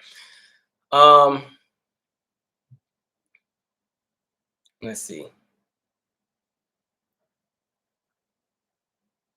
Denisha Cloud, reason why we don't have a lot of black swimmers. Actually, I taught myself how to swim. I don't think I'm a good swimmer though. When I lived in Italy, we had a neighborhood pool. You pay $2, you go to the pool. You just had to be 10 years old to go by yourself. And so during the summer, I used to just go every day with my little $2,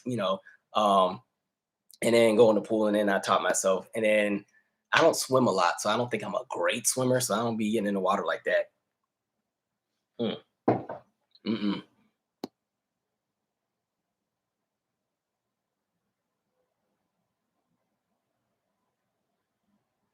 All right, let's keep it moving.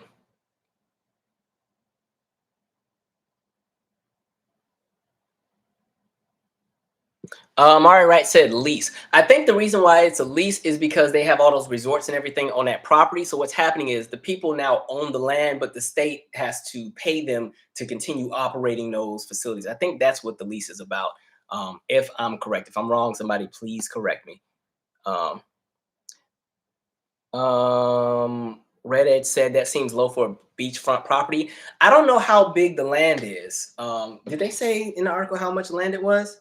Because California already expensive, so yeah, you might be right. I don't know if I see the amount of land as far as how much land it is. Yeah, I don't see it in my little piece I have. I have to find another article. So maybe I guess it depends on how much land there is.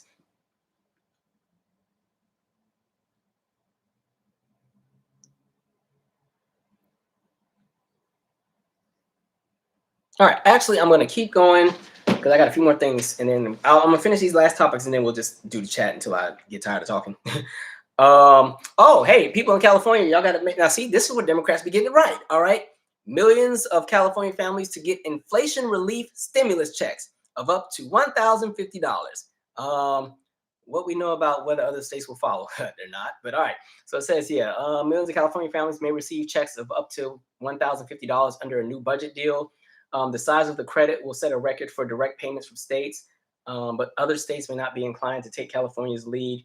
Democratic Governor Gavin Newsom and Democratic legislative leaders agreed on a $17 billion relief package that includes $9.5 billion in inflation relief funds. Those estimated 23 million California taxpayers will receive between 200 and $1,050 by early next year. Oh, I thought this was monthly. They only get it one time. I mean, I guess that's still cool. Millions of Californians will be receiving it as a new middle class tax rebate. I mean, one step is better than nothing, but okay, cool. I'll take it. Other thing I saw that was pretty dope. Some of you may remember there was like a clip that went viral maybe last week where there was the guy at Burger King. He had been there for 27 years, never missed a day, perfect attendance, always on time. And so they threw him like a celebratory party, and then they gave him some gifts, and the gifts were like a bag of chips and like soda. And so everybody got really pissed and kind of dragged him, like, how does somebody work that long? That's all they get. I was reading that people actually raised upwards of $200,000 specifically for him, which I actually thought was really dope. It's actually pretty cool. But it also does highlight that, sometimes I feel like companies don't value their employees, because if somebody's there for 27 years, been there every day, like you can't give him like 2 weeks off or something. Like, dang, don't get them a bag of chips and a soda. Now they stomach hurt and they got to still come in. Um, that was dope. I think I talked about this in my podcast. There was this one year, I was in 8th grade, and I didn't really do that good in school that year, but I got a perfect attendance award. And I remember I gave it to my dad. I was all proud. And he was like, "What's this?" I was like, "It's the perfect attendance award, Dad." And he's like, I'm looking at you, like, I'm looking at your report card. You got C's on here. You got all these B minuses. You going every day, but clearly it ain't doing nothing. What you bragging about coming in for every day if you ain't even got straight A's? I was like, dang, just sit there and hurt my feelings. I was proud of that. Anyway, what else? Somebody asked me, did I see the new College Hill? I did watch a little bit of it because I saw that it's like Lamar Odom, Nene Leakes, Stacey Dash. Who else is on there? Ray J. I don't know if I know the other people that's on there. Some of them other people are like Instagram models or something. I don't know who half of them are, but it was interesting, I guess. Interesting. It was interesting to see Stacey Dash in that classroom where they had like the Black History class, and of course she wanted to latch onto her Mexican side. I was like, okay. I don't know. We'll see. I don't know if I'm gonna actually sit and watch that whole show like that, but we shall see. Let me see. Somebody had asked me if I like the new Beyonce song. I do. Look, I like it. Hey, that's right up my alley. Y'all know I like house music from like the late '80s and the early '90s, so that's right in my lane. I enjoyed it. Like I said, I like up tempo, high energy music, so works for me. I know there's a lot of people who are like, I don't like this, but I I like that she's doing something different. Plus, I be kind of feeling myself sometimes because I'm like, my ear is pretty good, because sometimes things I do on my own creatively, people, it's already like the trend later down the line. Like I know when I was doing my first album, one of the first tracks I made, it was like this song called "To You and More," and it was I was obsessed. Well, I still am obsessed with New Jack Swing. But I was like, okay, I'm gonna make this song kind of like A New Jack Swing meets like Babyface, It's No Crime. And so I think I started working on that song the top of 2016. And then fast forward, Bruno Mars had dropped Finesse. I was like, okay, so people are on a New Jack Swing wave. Dope. And then y'all know, like on all my albums, I have some kind of house song already. So I'm like, okay, cool. Now house is in. So I was like, okay, my ear be right. Somebody hire me to be some management, please. Oh Lord, now the porn bots are here. Listen, there's no porn on this channel unless I'm pushing it. Okay, if it ain't my OnlyFans page, which I don't have, we're not promoting anybody else's nudity on this channel. It will only be me you see. All right. Let me just go ahead and block whatever this channel is. Sorry, y'all ain't about to come here with that nonsense. Get out of here. Sorry. Anyway, you know what's also interesting? Now they also have like the crypto bots on YouTube. Like, I don't know if you notice, every video I have now, there's always the same conversation. Let me pull it example. I'll pull it up right now. There's always oh shoot, I'm actually live. That's gonna mess up my live. Never mind. It's like there's somebody that says, oh, invest in blah blah blah blah blah crypto. And then there's like 10 other people like, oh, I got this book from Dr. Blah blah blah blah. And then it's like it's like 20 bots having a conversation, and they do it on everybody's video. Like they've done it on like 8 of mine. And I'm like, y'all just sitting there having a whole conversation. But you know what? I'm like, I'll let it stay because it keeps me in the algorithm. So go ahead, have fun with the fake bots about crypto. And do not waste your money on that crap right now because it ain't a good time.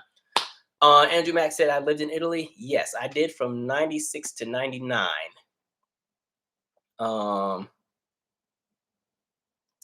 Miss G, no, I'm not drinking coffee. This is actually, I'm a tea drinker. I like to drink tea.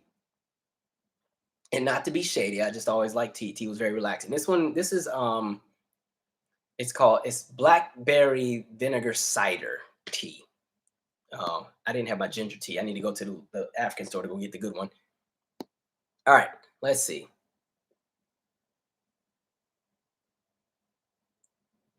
I did talk about the Verzuz battle, Summer Coles. It's at the it was the very first thing I talked about. So when the video, when I'm done with this and it uploads, it's literally the very first topic I talk about.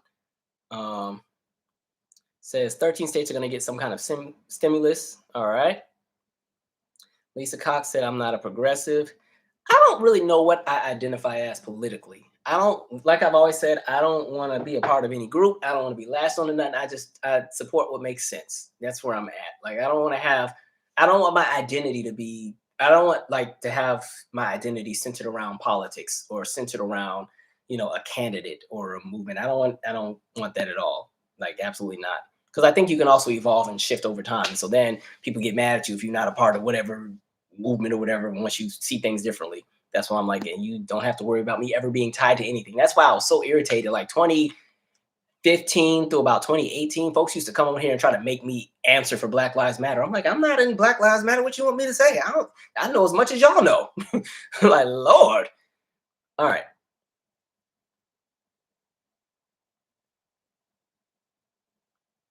Okay. Oh, now you're over here fighting. I'm gonna just scroll right past that. Just G, that's a good idea. Wow, Burger King should match that money they raised. That would be really dope if they did that. You know, they raised 200,000 for him, and then Burger King matches that. That would help y'all PR Burger King, because y'all need to change them fries back too, because them fries are nasty. I don't know what y'all did, but you need to undo them. Fries been nasty for about 10 years. I don't know why y'all changed them. Goodness.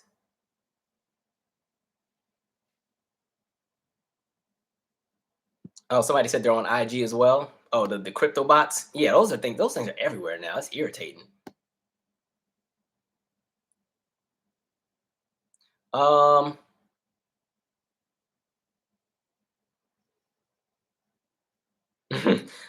Jomika Clark said, I'm like that with my son at school every day. But what are you doing there with all those low scores?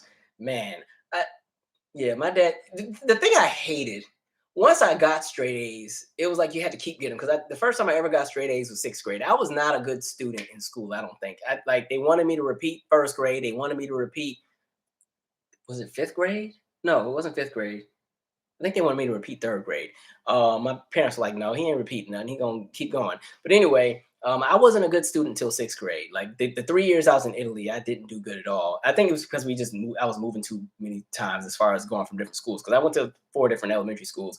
And so, yeah, I got straight A's in 6th grade. And then I thought once you got them, it was cool. Your parents leave you alone. And my dad was like, no, now you got to get it all the time. I was like, every time? And then seventh grade kicked in, and that was middle school for us. And I did not do good. Eighth grade came, I did not do good.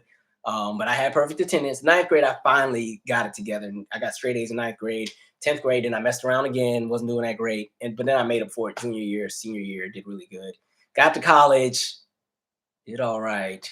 I didn't really do good till like I did good my sophomore year and sophomore and junior year I did really good. Freshman year it was a mess. Senior year was I don't even know how I got out, to be honest. I was never a really great student. I think my attention span was just always too short. Um, Let me see.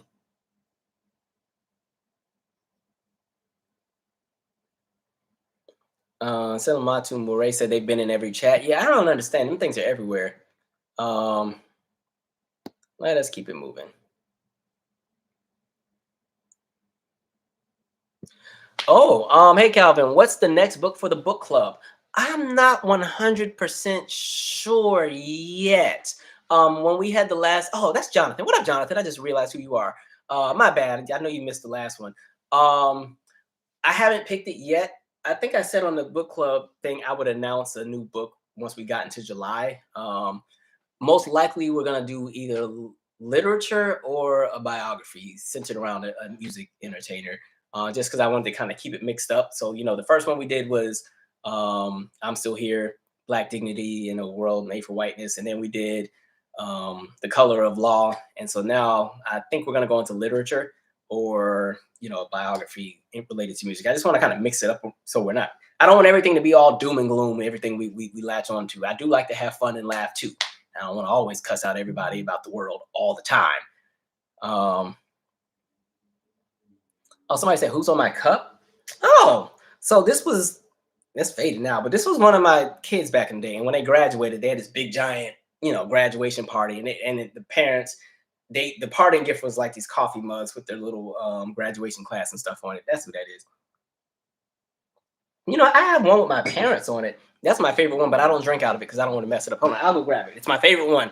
I think they gave it to me when I was like in sixth grade. And they're like, when you go to college, you can drink out of this. It is. Damn. Okay. Yeah, it's my favorite one here. I'll never drink out of it. I just keep it wherever. But it's like my parents from. This is like the '90s. You can notice the '90s. Look at my mama haircut. But yeah, this is the my parents. So that's my favorite mug, but I don't drink out of it because I don't want it to get all messed up. Anyway. And then you cherish those things when your parents pass on. So let's keep it moving. Somebody said, can the book club videos still be accessed? So what I do at the book club, I don't actually record them because everybody that's on the book club is not necessarily comfortable being on YouTube, which is why I do it on Zoom.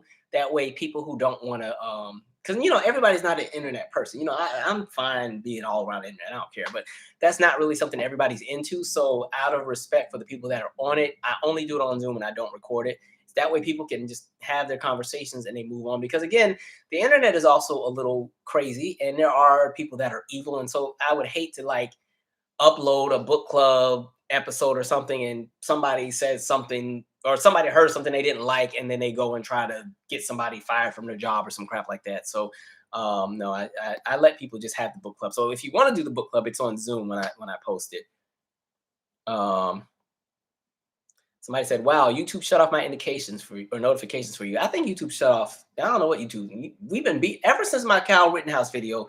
YouTube been acting real flaky. Didn't I put this person on timeout? All right. Let's see. Let me handle this. This dang spam, irritating. Like going somewhere. All right. Put you right back out of there. All right. Let's see what else we got. Somebody said I don't celebrate July. I'm not a holiday person. They said they don't celebrate July 4th. I'm not a big holiday person. I try to celebrate Juneteenth now, even though I have my opinions with how that's already been exploited corporately. I'm not a 4th of July person, but it's a nice day off. I'll go to the cookout, but I'm not going just because I love America. I'm going because I'm getting me some food. I'm not a big Thanksgiving person, but I do enjoy time with family. I don't celebrate Christmas, but I will get gifts and stuff for my friends and for the kids. Even though I like holiday music, um, yeah, I'm not a holiday person. As a kid, I couldn't celebrate Halloween anyway, so I don't really care about Halloween as an adult. Um, yeah,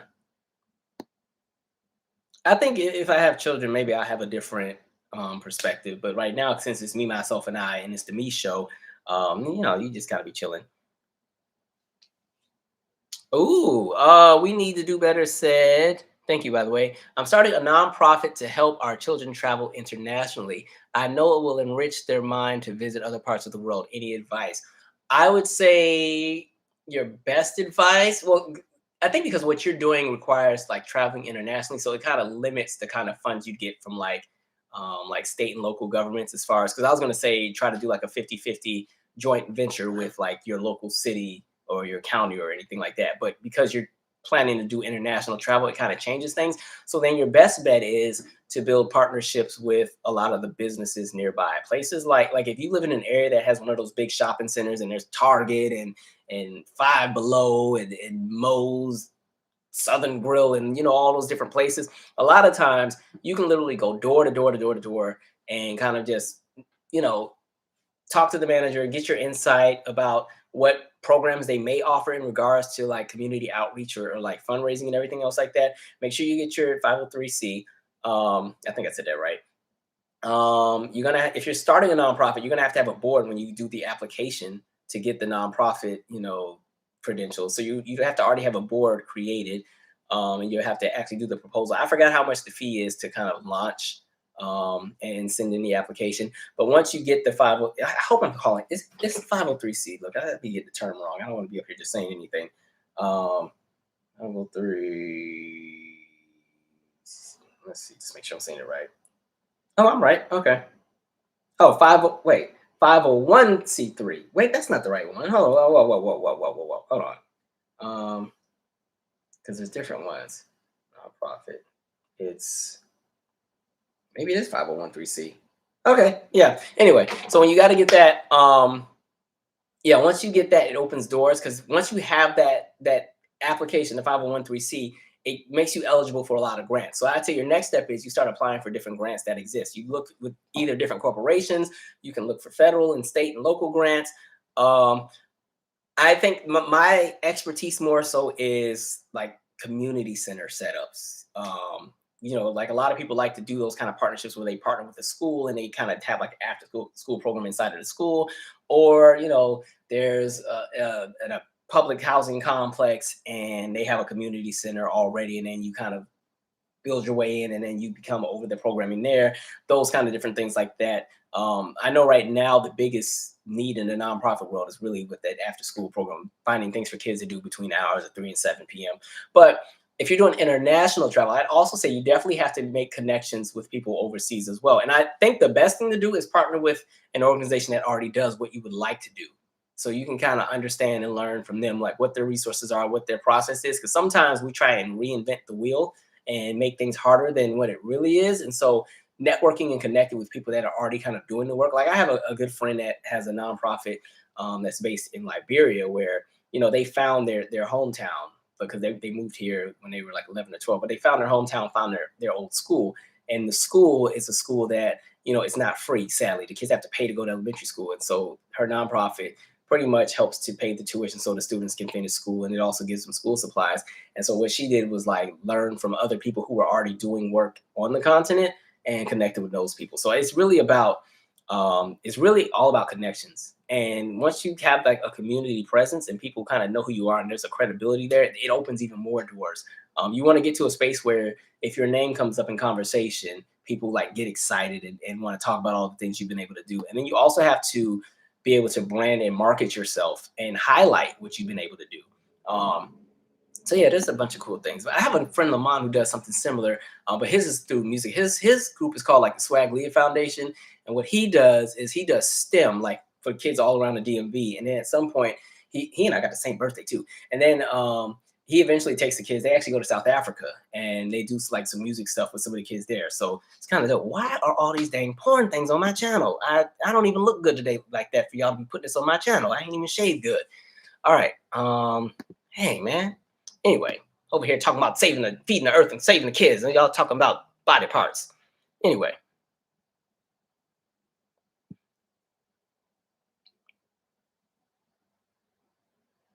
Black when Marie said summer plans. Man, these stupid airline prices are messing up all my plans. What do I have going? I'm going to Atlanta to see my mama in August. I need to go to LA to visit my grandfather. He had his knees done. And I also have some like networking stuff I need to do, like with some other things I'm working on. So I'd like to go to LA at some point, but the prices are messing up my flow here. So I have not bought my ticket yet. Probably a beach trip or two. And then I'll probably end up in New York at the end of July. Those are the main trips I know that I have booked, or at least on my calendar.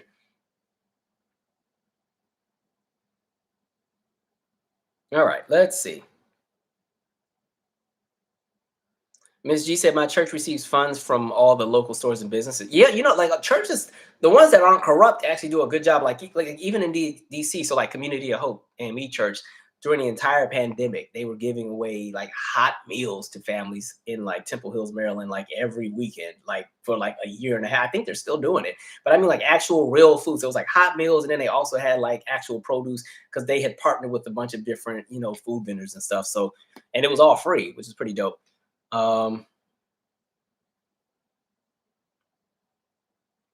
Let's see. Somebody said this thing is wait a minute. This thing's jumping. All right, my bad. All right, here we go.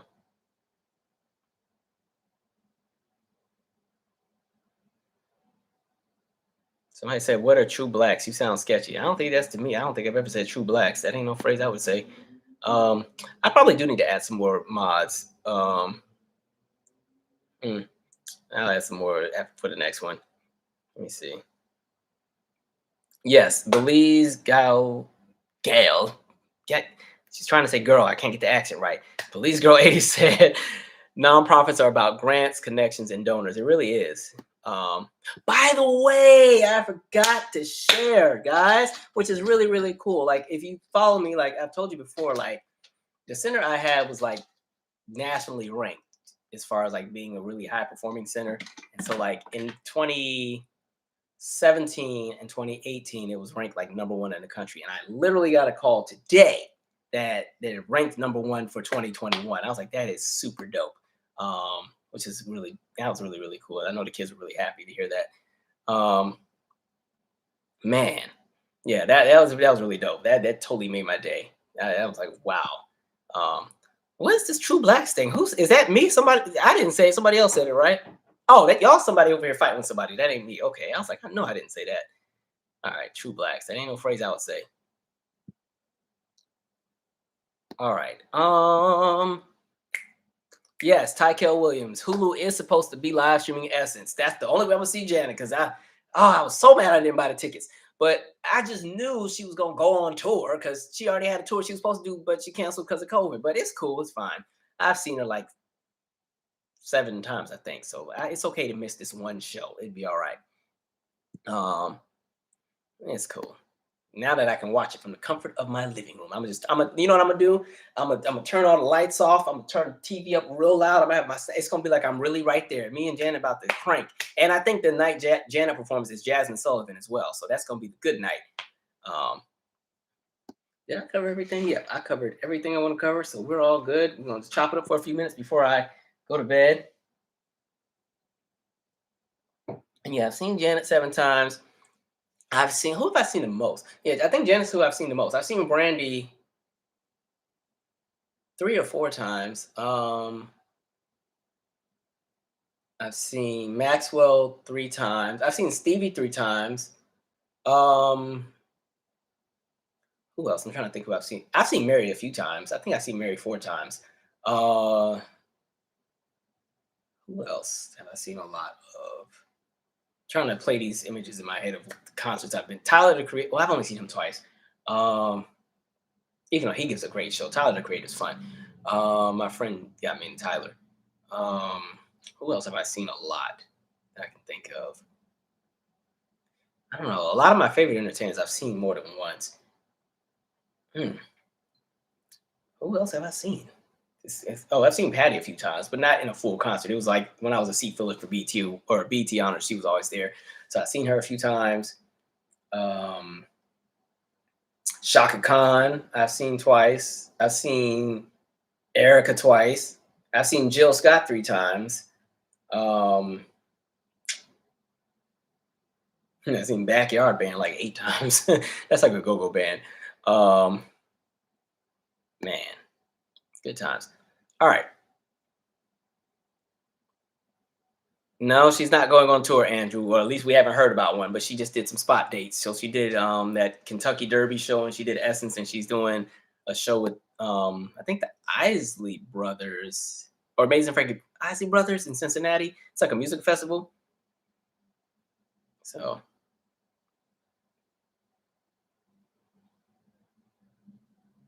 somebody said what makes it high functioning? Well, with the organization I was with, they measure a bunch of different things. So, and this is in regards to the question about the center. So they measure like safety. Do the kids feel safe coming in every day, or are there places in the center or near the center they stay away from because they think somebody might come over there and snatch them up or beat them up or whatever? Do they feel that they have like a sense of belonging? Do they feel that they're valued at the center? Are they having a good time? Do they feel that the people who work there actually care about them? Do they feel that the people who work there like have an expectation for them to always do their best? Um, are they coming a lot? Like how often, how many times a week are they coming and how long are they staying and how long have they continued to come for years? Like, are they only coming for one school year and they never come back? Or, do they start in kindergarten and finish all the way until, they graduate? And it's crazy because by the way, I'm no longer there. This was my last school year, but I still volunteer there on Thursdays. But just because I moved in another direction. One of these lives, I told y'all I was making a life decision, and that was the decision, deciding whether or not I was going to still be there. I just felt that I think they needed some new people, some new energy. I felt my energy kind of shifting, and I just wanted to make sure that those younger ones that were there got what the older ones who have transitioned out as far as graduating and stuff got from me. So, which is interesting because it feels like I still work there because I'm always there all the time. So it's kind of dope though because now I can kind of work there on my own terms and do all the fun stuff, and then I don't got to do all the grants and the reporting. And so yeah, I started a new job in May, and it's been really great too. And I enjoy the pay as well. But yeah, so they measure a whole bunch of things, and so it's cool. And I think what's been dope is like because I was there so long, like the kids that all just graduated in the early June, like when I went, they were all 6 when I started. So I mean, they literally pretty much raised them pretty much, and so it's kind of cool to follow and see where they all go. And then what's crazy is like a lot of the ones you still keep up with. Like my oldest generation, because I was young when I started there. I was a brand new 23. I interviewed on my 23rd birthday and started 2 weeks later. So the ones that would have been seniors in high school when I started are like 29 now. So they're not even really kids. We were peers. The only difference between me and that group was I just had my college degree at that point. They were just coming out of high school. So yeah, it's been a great little journey. Oh, favorite band. Right now it's Tony, Tony, Tony. I've been playing them out all year. I don't know what happened. I just randomly put Sons of Soul in one day and forgot how good it was. And I've been playing their stuff forever. In addition, I really like SOS Band, throwback. Earth, Wind, and Fire is one of my favorites. Brothers Johnson has a few of my favorite songs. I do wish they made more bands. They don't make a lot of bands anymore. You know what I mean? And I understand because it's you got to split that money. Ain't nobody trying to split money 12 ways. And you already ain't making a lot. Main Condition was a great band. Take 6 was a good one. Well, they're not really a band. That's more of like just a vocal. Sometimes they make those songs without instruments and they only use their voices. No, I did not get to see Prince, and I'm still mad about it. The Aries Kid Maze. He announced spot dates in 2015, and I did not get tickets because they sold out so fast. And I was like, oh, I'll catch him next time. And then a year later, he's gone. I was like, dang it. I'm still pissed about that one. Prince, I never got to see live. Whitney, I was in a room with, but didn't get to see her perform. Michael, we saw what happened in 09. And the show that I would have got to go to, sadly is there. Hey, man. That's why I make sure to see everybody else. That's why I be going so hard for the ones that are still here. How was Shaka in concert? Look, Shaka gives a great show. I can't speak for that versus, and I can't speak for the national anthem she had that time. But Shaka gives a good show. I had so much fun. She has so much power in her voice still. Like it's crazy how like songs from 40 years ago, she sings them like they just came out. And like especially when she does like Everlasting Love or What You Gonna Do For Me, or Give Me All. Like she just kills these songs, and it's the notes just come out like nobody's business. I just saw her in I think it was September. It was a really fun show. I mean, the crowd got on my nerves. Everybody was bougie. Everybody, for me, it's Shaka Khan. Shaka's funky. So when Shaka come up, we like me and my godmom was in there just jamming, but everybody else is all stiff and uptight. I'm like, y'all suck. Because when you go to a concert, I like to go to concerts. One of my favorite things about concerts, I love to also see people have a good time. I know when I saw Janet in Vegas, the lady next to me, she was kind of almost getting my nerves, but she had so much, like, she was reliving her teenage years.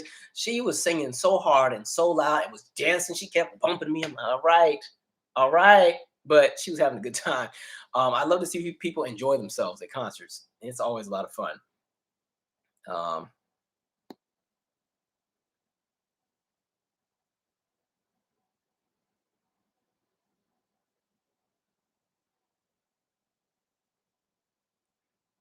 Somebody said, "What am I doing in New York? Working. Y'all know I'm always up to something. Try not to talk too much until my stuff is actually locked in and finished. But no, usually if I'm in New York, it's like music related stuff or like other things. Like remember, at one point I did work for a magazine. I don't work there anymore, but um, there's a lot of opportunities that are up there sometimes. So sometimes I'll go up there for a weekend and there's different things I'll work on, or I'll collab with somebody else on something else. So why is these things sliding? Um, who's sleeping on Stephanie Mills? We don't diss Stephanie Mills around these parts.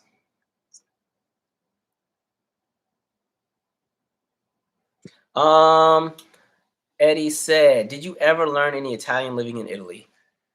Man, listen, I was one of those spoiled American kids that thought America was the best thing ever, and it was stupid. So I wasn't going to learn a language because I was only going to be there for 3 years. And mind you, we had a class. We had a class called Host Nation, and my teacher was this lady named Signora Salviati.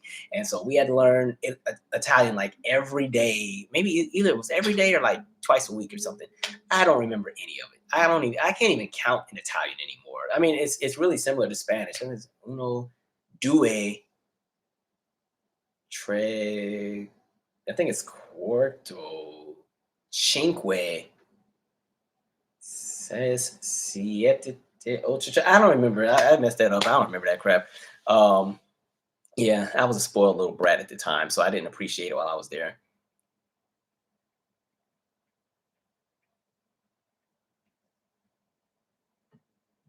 All right, let's see. We're gonna do a few more minutes. What time is it? All right, we'll go till midnight. That's a good. That's about 3 hours, and then that's more than enough time. Um, Calvin, love falling asleep to your podcast. Thank you. I need to do some new episodes. Um, I'm running out of stories to tell, so I have to keep digging in and looking through old album books and stuff and pictures to kind of like, oh, I remember that day. And then I'm like, yeah, and then it kind of builds your story. Um, let's see. Essence Festival, I went 4 years in a row. Jersey Candy. Essence is a lot of fun. I would have gone this year. They just didn't have enough people I wanted to really see. There was like maybe 5 acts. I was like, okay, I want to see, but um, yeah, I wasn't that pressed to go. Plus, I really thought Janet was going on tour, so I was like, yeah, I was only really going down there to see her and Jasmine, and maybe New Edition. So, but maybe next year. But no, Essence was a lot of fun. Really good vibes. The people are really cool. The people of New Orleans are some of the best people you'll ever meet. I'll say that about Chicago too. Chicago gets a bad rep, but those were some of the nicest people I'd ever met. Um, so yeah.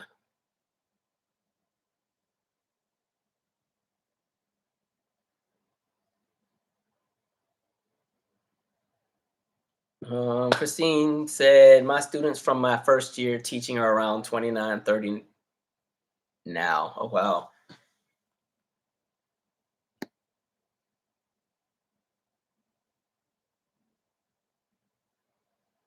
Oh, don't. Oh, okay. Y'all want to know something? Cat BX said, Calvin, when you come to New York, see the MJ show. I had tickets, y'all. I did. I was supposed to go. What day was that? It was the Memorial Day weekend. It was gonna be that Saturday. I was supposed to go May 28th. Guess what happened to me, people? Unfortunately, I was like, you know what? Before I go to New York, let me take a COVID test just to make sure I'm good. I don't want to be traveling and then you have the crap. I took a COVID test and discovered I had COVID. I was like, are you freaking serious? That's not what I said when I saw the I was so mad. So yeah, fortunately I did not have a bad case at all. I didn't even know I had it. Like that's how and at the same time I just got my wisdom teeth taken out on this side actually. Like a few days earlier, and so they gave me like the ibuprofen anyway. So if I did have any symptoms, I didn't know because I was popping the pills for the tooth. But no, I didn't have anything. No headache. My taste was still there. I didn't have body aches. I wasn't even really tired or anything. Um, I got it from my goddaughter's parent. We think the goddaughter got it from daycare and then gave it to the parents and then they passed it to me. um, and I was so mad because I was really excited. And then when I saw the Tony Awards, and I was like, dang, it was gonna be good. Ugh. And now everybody and their mom's gonna have tickets to the show now because it was on the Tonys. So I don't even know if I'm gonna get to see it, but maybe next time. But I was just glad that I didn't have a really bad case. I was very relieved. Calvin, did you see her at MGM? Yes, that's where I saw Shaka Khan and Erica Kitchen Skills. I was so mad I missed that Michael. I was pissed. Hot. Still mad about it. It's okay though. And then let me tell you what was so funny. Like I guess everything aligns because they're like my coworkers. So when I was finally done, so when I had my last day at the center, because I had my last day in May, I told them because I was already sad that I was leaving. Like I really it took me a minute to accept the position because I felt like I was abandoning the children. And then I realized in order to grow, you're gonna have to get uncomfortable. And just because you're no longer working here doesn't mean you still can't support the families and stuff. And so once I made my peace with that, I was like, okay, but I didn't want like a going away party or anything. And so I had my last day. And then one of my good coworkers still planned this surprise going away party. And I mean, they had this thing all figured out. Where it's like there's this older woman in the neighborhood that was like 70. They used to always make me like stews and stuff. This really nice older woman. And so she knows I will do anything for her. And so she had sent me a message, was like, hey, do you think you can come on Saturday, blah, blah, blah, blah, blah. I really need to talk to you about something. And I got nervous because I thought she was gonna tell me like she sick or had cancer or something. But by then, I already had my New York ticket to go for the Michael Jackson show. I was gonna be leaving Friday. And so I was telling her, like, oh well, I'm not gonna be back till after the weekend. So maybe I can come on Tuesday. This is before I knew I had the you know what. But no, they had made this arrangement. One of my friends was supposed to make sure I didn't skip town before then, but I don't think they got to me in time. So I had already booked my tickets for New York. And so I would have been in New York at the Michael Jackson show, and there was going to be this big old party at the center for me, and I wasn't going to be there because I was going to be in New York. So I guess it all balanced out because everybody was at home. Because I eventually had told my old coworker, like, dang, man, I caught COVID or whatever. And so they were like, dang, really? And I know they were pissed because they had this big elaborate party plan. Like they had, like it was outdoor. They had the DJ, they had this big going away banner. They got into contact with so many of my old kids that I have not seen since like 2011, 2012. Old co-workers, old people that used to live in the neighborhood. I was like, y'all did all this for me. Oh, I was like, dang. Sometimes you just gotta look back and laugh. But I always say it's almost karma because I remember we tried to throw her a baby shower one time and she fought me tooth and nail because I guess the day that I had planned for the shower with all the parents and stuff, because the residents in the neighborhood wanted to throw her something. It was like the same day as the anniversary or something with her and her husband, and she was not budging to come there. And I was like, okay, don't say anything, but listen, the parents are trying to plan you a surprise baby shower. They done bought all this stuff. They got all this food. It's gonna be, I'm not going. I can't go. I was like, okay. Tell me why the parents still threw a baby shower without her there. They had a whole had a big old party at the center. She wasn't there. Everybody was like, well, let's just film her some well-wished videos and we'll just deliver the stuff to their house later. Funny times, funny times. Anyway.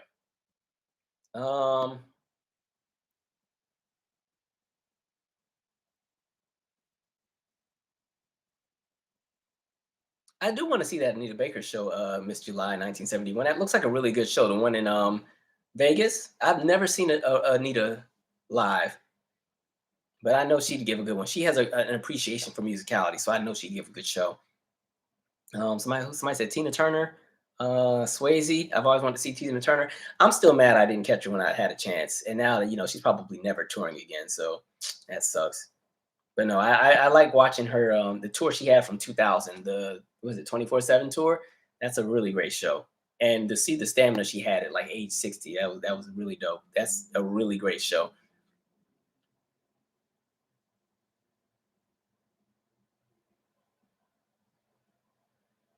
All right, we got 11 more minutes, folks.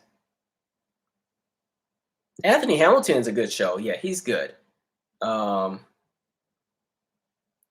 Sexy Alley Cat said 3 years. Calvin, that's a missed opportunity. I was 8.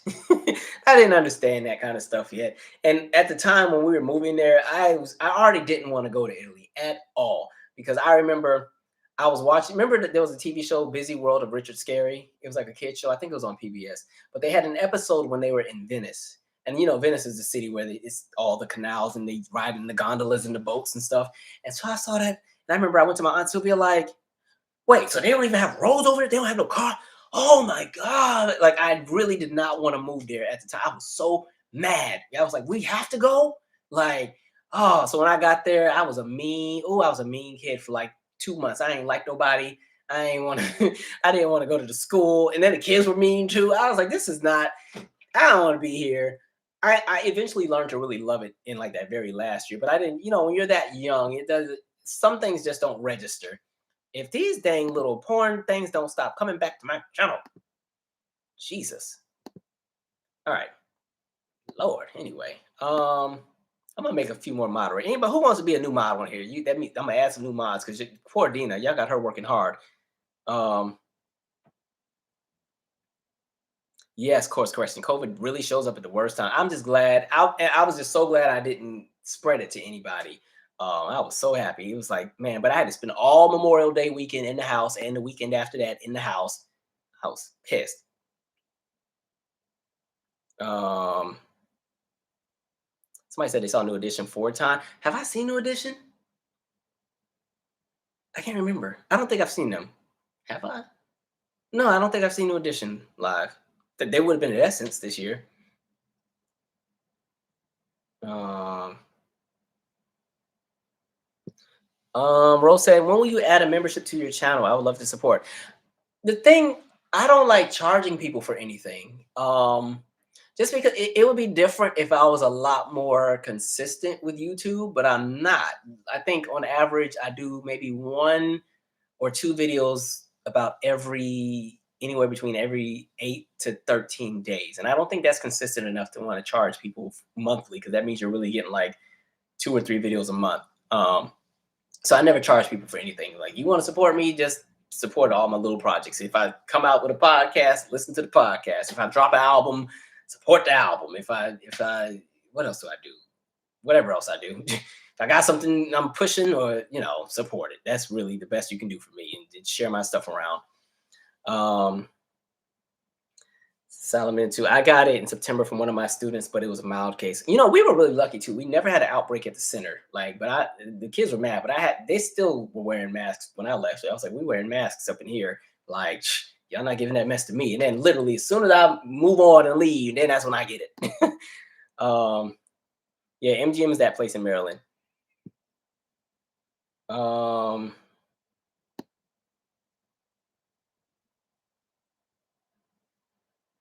What else we talking here? Yes, Lacey, that watermelon crap was very cringy. Somebody said, what does being a mod entail? Nothing. You just get rid of the little spammers every now and then. Oh, all right. The real Kid Maze, I got you. Let's add you in there. Yeah, YouTube just, honestly, I don't know any of the moderators personally, except for probably Alan. But yeah, you just kind of add some. Jill Scott's good live. Even though every time I've seen her, it's never been, something's always happened every single time. The first time I saw Jill She had to end early because the venue was closing. The second time I saw Jill, it was extremely hot, so she kind of cut the show down because we were out there burning up. We about to die. um, it was hot, like hot, hot. It was at Wolf Trap, and Michelle Obama was actually at that show. Um,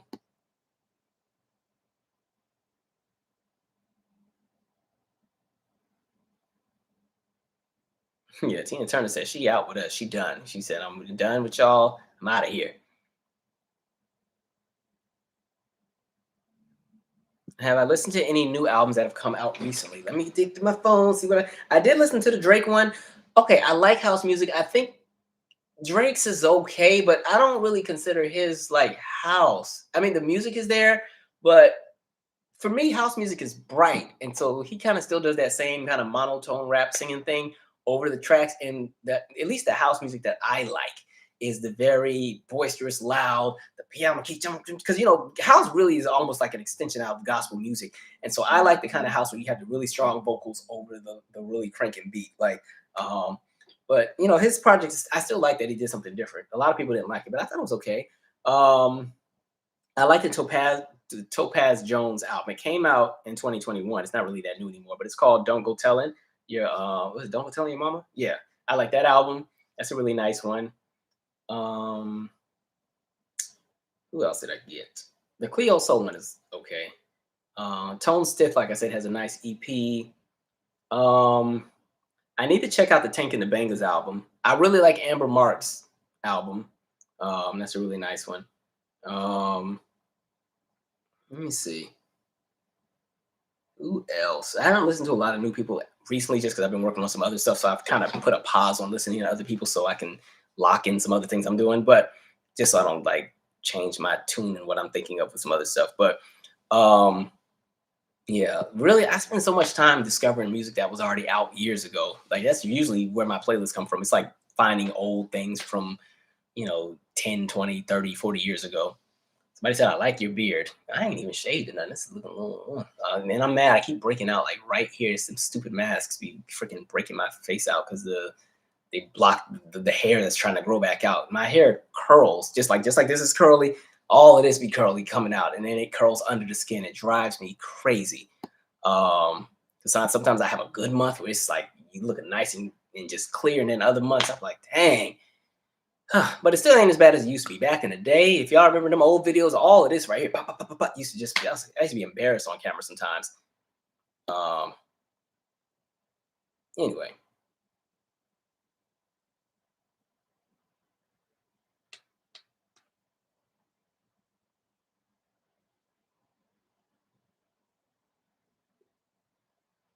he said, "Did you pull a Jaden Smith?"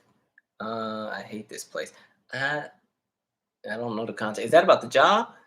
I don't know if that's about the job. It wasn't about that. If that was the case, um,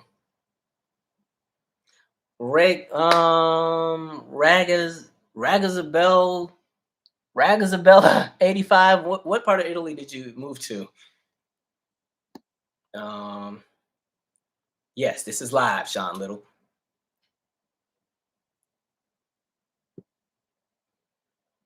All right, we're gonna keep going. I'm almost at the bottom of this chat.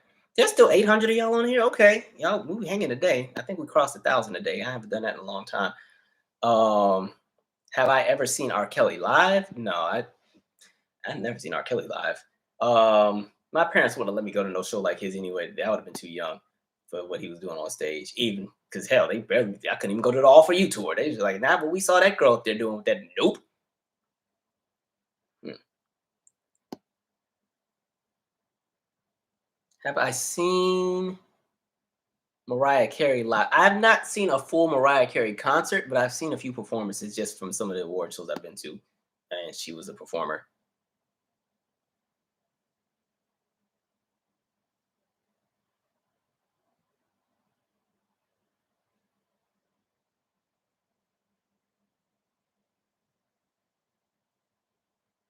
Yeah, of course, correction. I heard Tanking the Bangs is really good, so I can't wait to get into that. Um,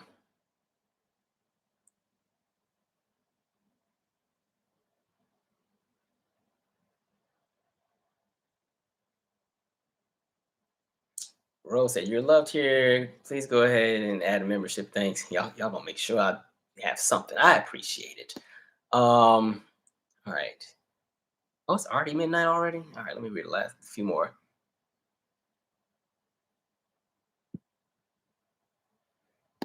Most award shows don't excite me anymore, Eleanor Smith. She has a podcast as well, if you guys want to check it out. At this point, I'm really only sitting through the award shows because I know a lot of you guys tend to want to review. That's really what it is at this point. Because when them things be Soul Train Awards, I will sit through happily because I know I'm gonna get some good singing. But a lot of them, especially like the VMAs, the AMAs, the Grammys, Billboard Award, them are the four. I'd be like, oh my God, when is this crap over? Like, I don't be wanting to sit through none of that. But yeah, it's I do it because a lot of people the thing with this channel, people watch for different reasons. Some people only will watch my R&B is Dead series and they don't watch nothing else. They just want to see one of those videos. Some literally only come for the So What Happened series and they will keep watching them same 4 episodes until another one comes and that's it. Some come for the in the news. Some like to hang out on these lives. Some like my like I guess political opinions. And then there's some who really only come for like the reviews of like albums and movies and award shows. So you kind of give a little bit of everything. So that's the only reason I still even watch award shows at this point. Because man, thank you, Robin R. I appreciate that. Did you hear Chris Brown say he would do a versus with Usher or Drake, but it would have to make sense while but it would have to make sense while promoting his album. Oh, he did just come out with an album. Did I listen to Chris's? Wait, is his album out? Did I listen? What did Chris? I did listen. It's all right. He has one song on there I did like, but what is it called? My thing is I want him to evolve artistically a bit. He's very talented, but I think you kind of always get something very similar. And I get it. Every artist has their own kind of sound. What's that song called that I thought was okay? I think it was called Harder. I think that was the one I really liked. I don't know. But as far as verses, I still don't see Usher and Chris as peers, but so many people keep pushing for it. I think that what could work with that is because they both have so many hits, it could work. And then because they have a few songs together, it would be kind of cool to see them both like share a stage and stuff. But they're kind of it's two different generations. To me, Chris is the extension of Usher's legacy, just like Usher's the extension of Michael's.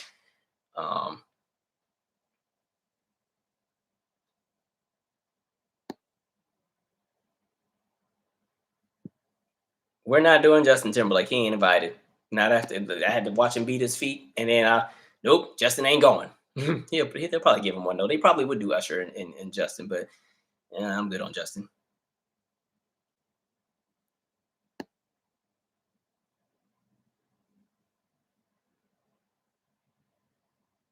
Yes, Julian. He talking about I'm too young to go to the All For You concert. I was like 13. Like I wasn't even little by then no more. I was in middle school. We was cussing and kids were smoking cigarettes by then. All right, I'm gonna wrap up because I do have to get up in the morning. Hey, from DC off Rhode Island. Okay, you a little too close. You down the street, Nate. Or now the Rose, you down the street for real. Rhode Island is like right over there. Let me look. I'm gonna have to start going out with shades on. I don't want to be spotted. Calvin. Oh shoot. No, I was kidding. But yeah, what up, Ron? And these porn bots are here. That's my exit, y'all. All right. Anyway, this has been a really great live. Thank y'all for hanging with me. I felt so bad because I meant to do a live like a long time ago and I just didn't. So I was like, I have to do one today because yeah, if I didn't do one today, I wasn't getting one till after probably the 4th. So this was fun. Thank y'all for your patience, especially with these stupid bots that keep popping up. Like, man, what the heck? Look, Naked HD XYZ, stop Tinder. Okay, all right. Listen, didn't I send you out here? Irritating. Anyway, for those who did miss this, of course, it always it replays once I log off. Anyway, stay safe, stay sane. God willing, the next So What Happened episode should be out at the end of next week if I can just get my editing done. And there's a few pieces I need to go back and reshoot, and hopefully we will have it out. I worked really hard. Like Tony was kicking my behind more than Janet was with that. So What Happened. There was so much to cover. We really go like in detail with the bankruptcy. like a good minute on that because there's some shenanigans behind that, and you're never gonna look at Kenny G the same ever again. Um, anyway, I'm out. That's all I got for you guys. Good night. Stay safe. Stay sane.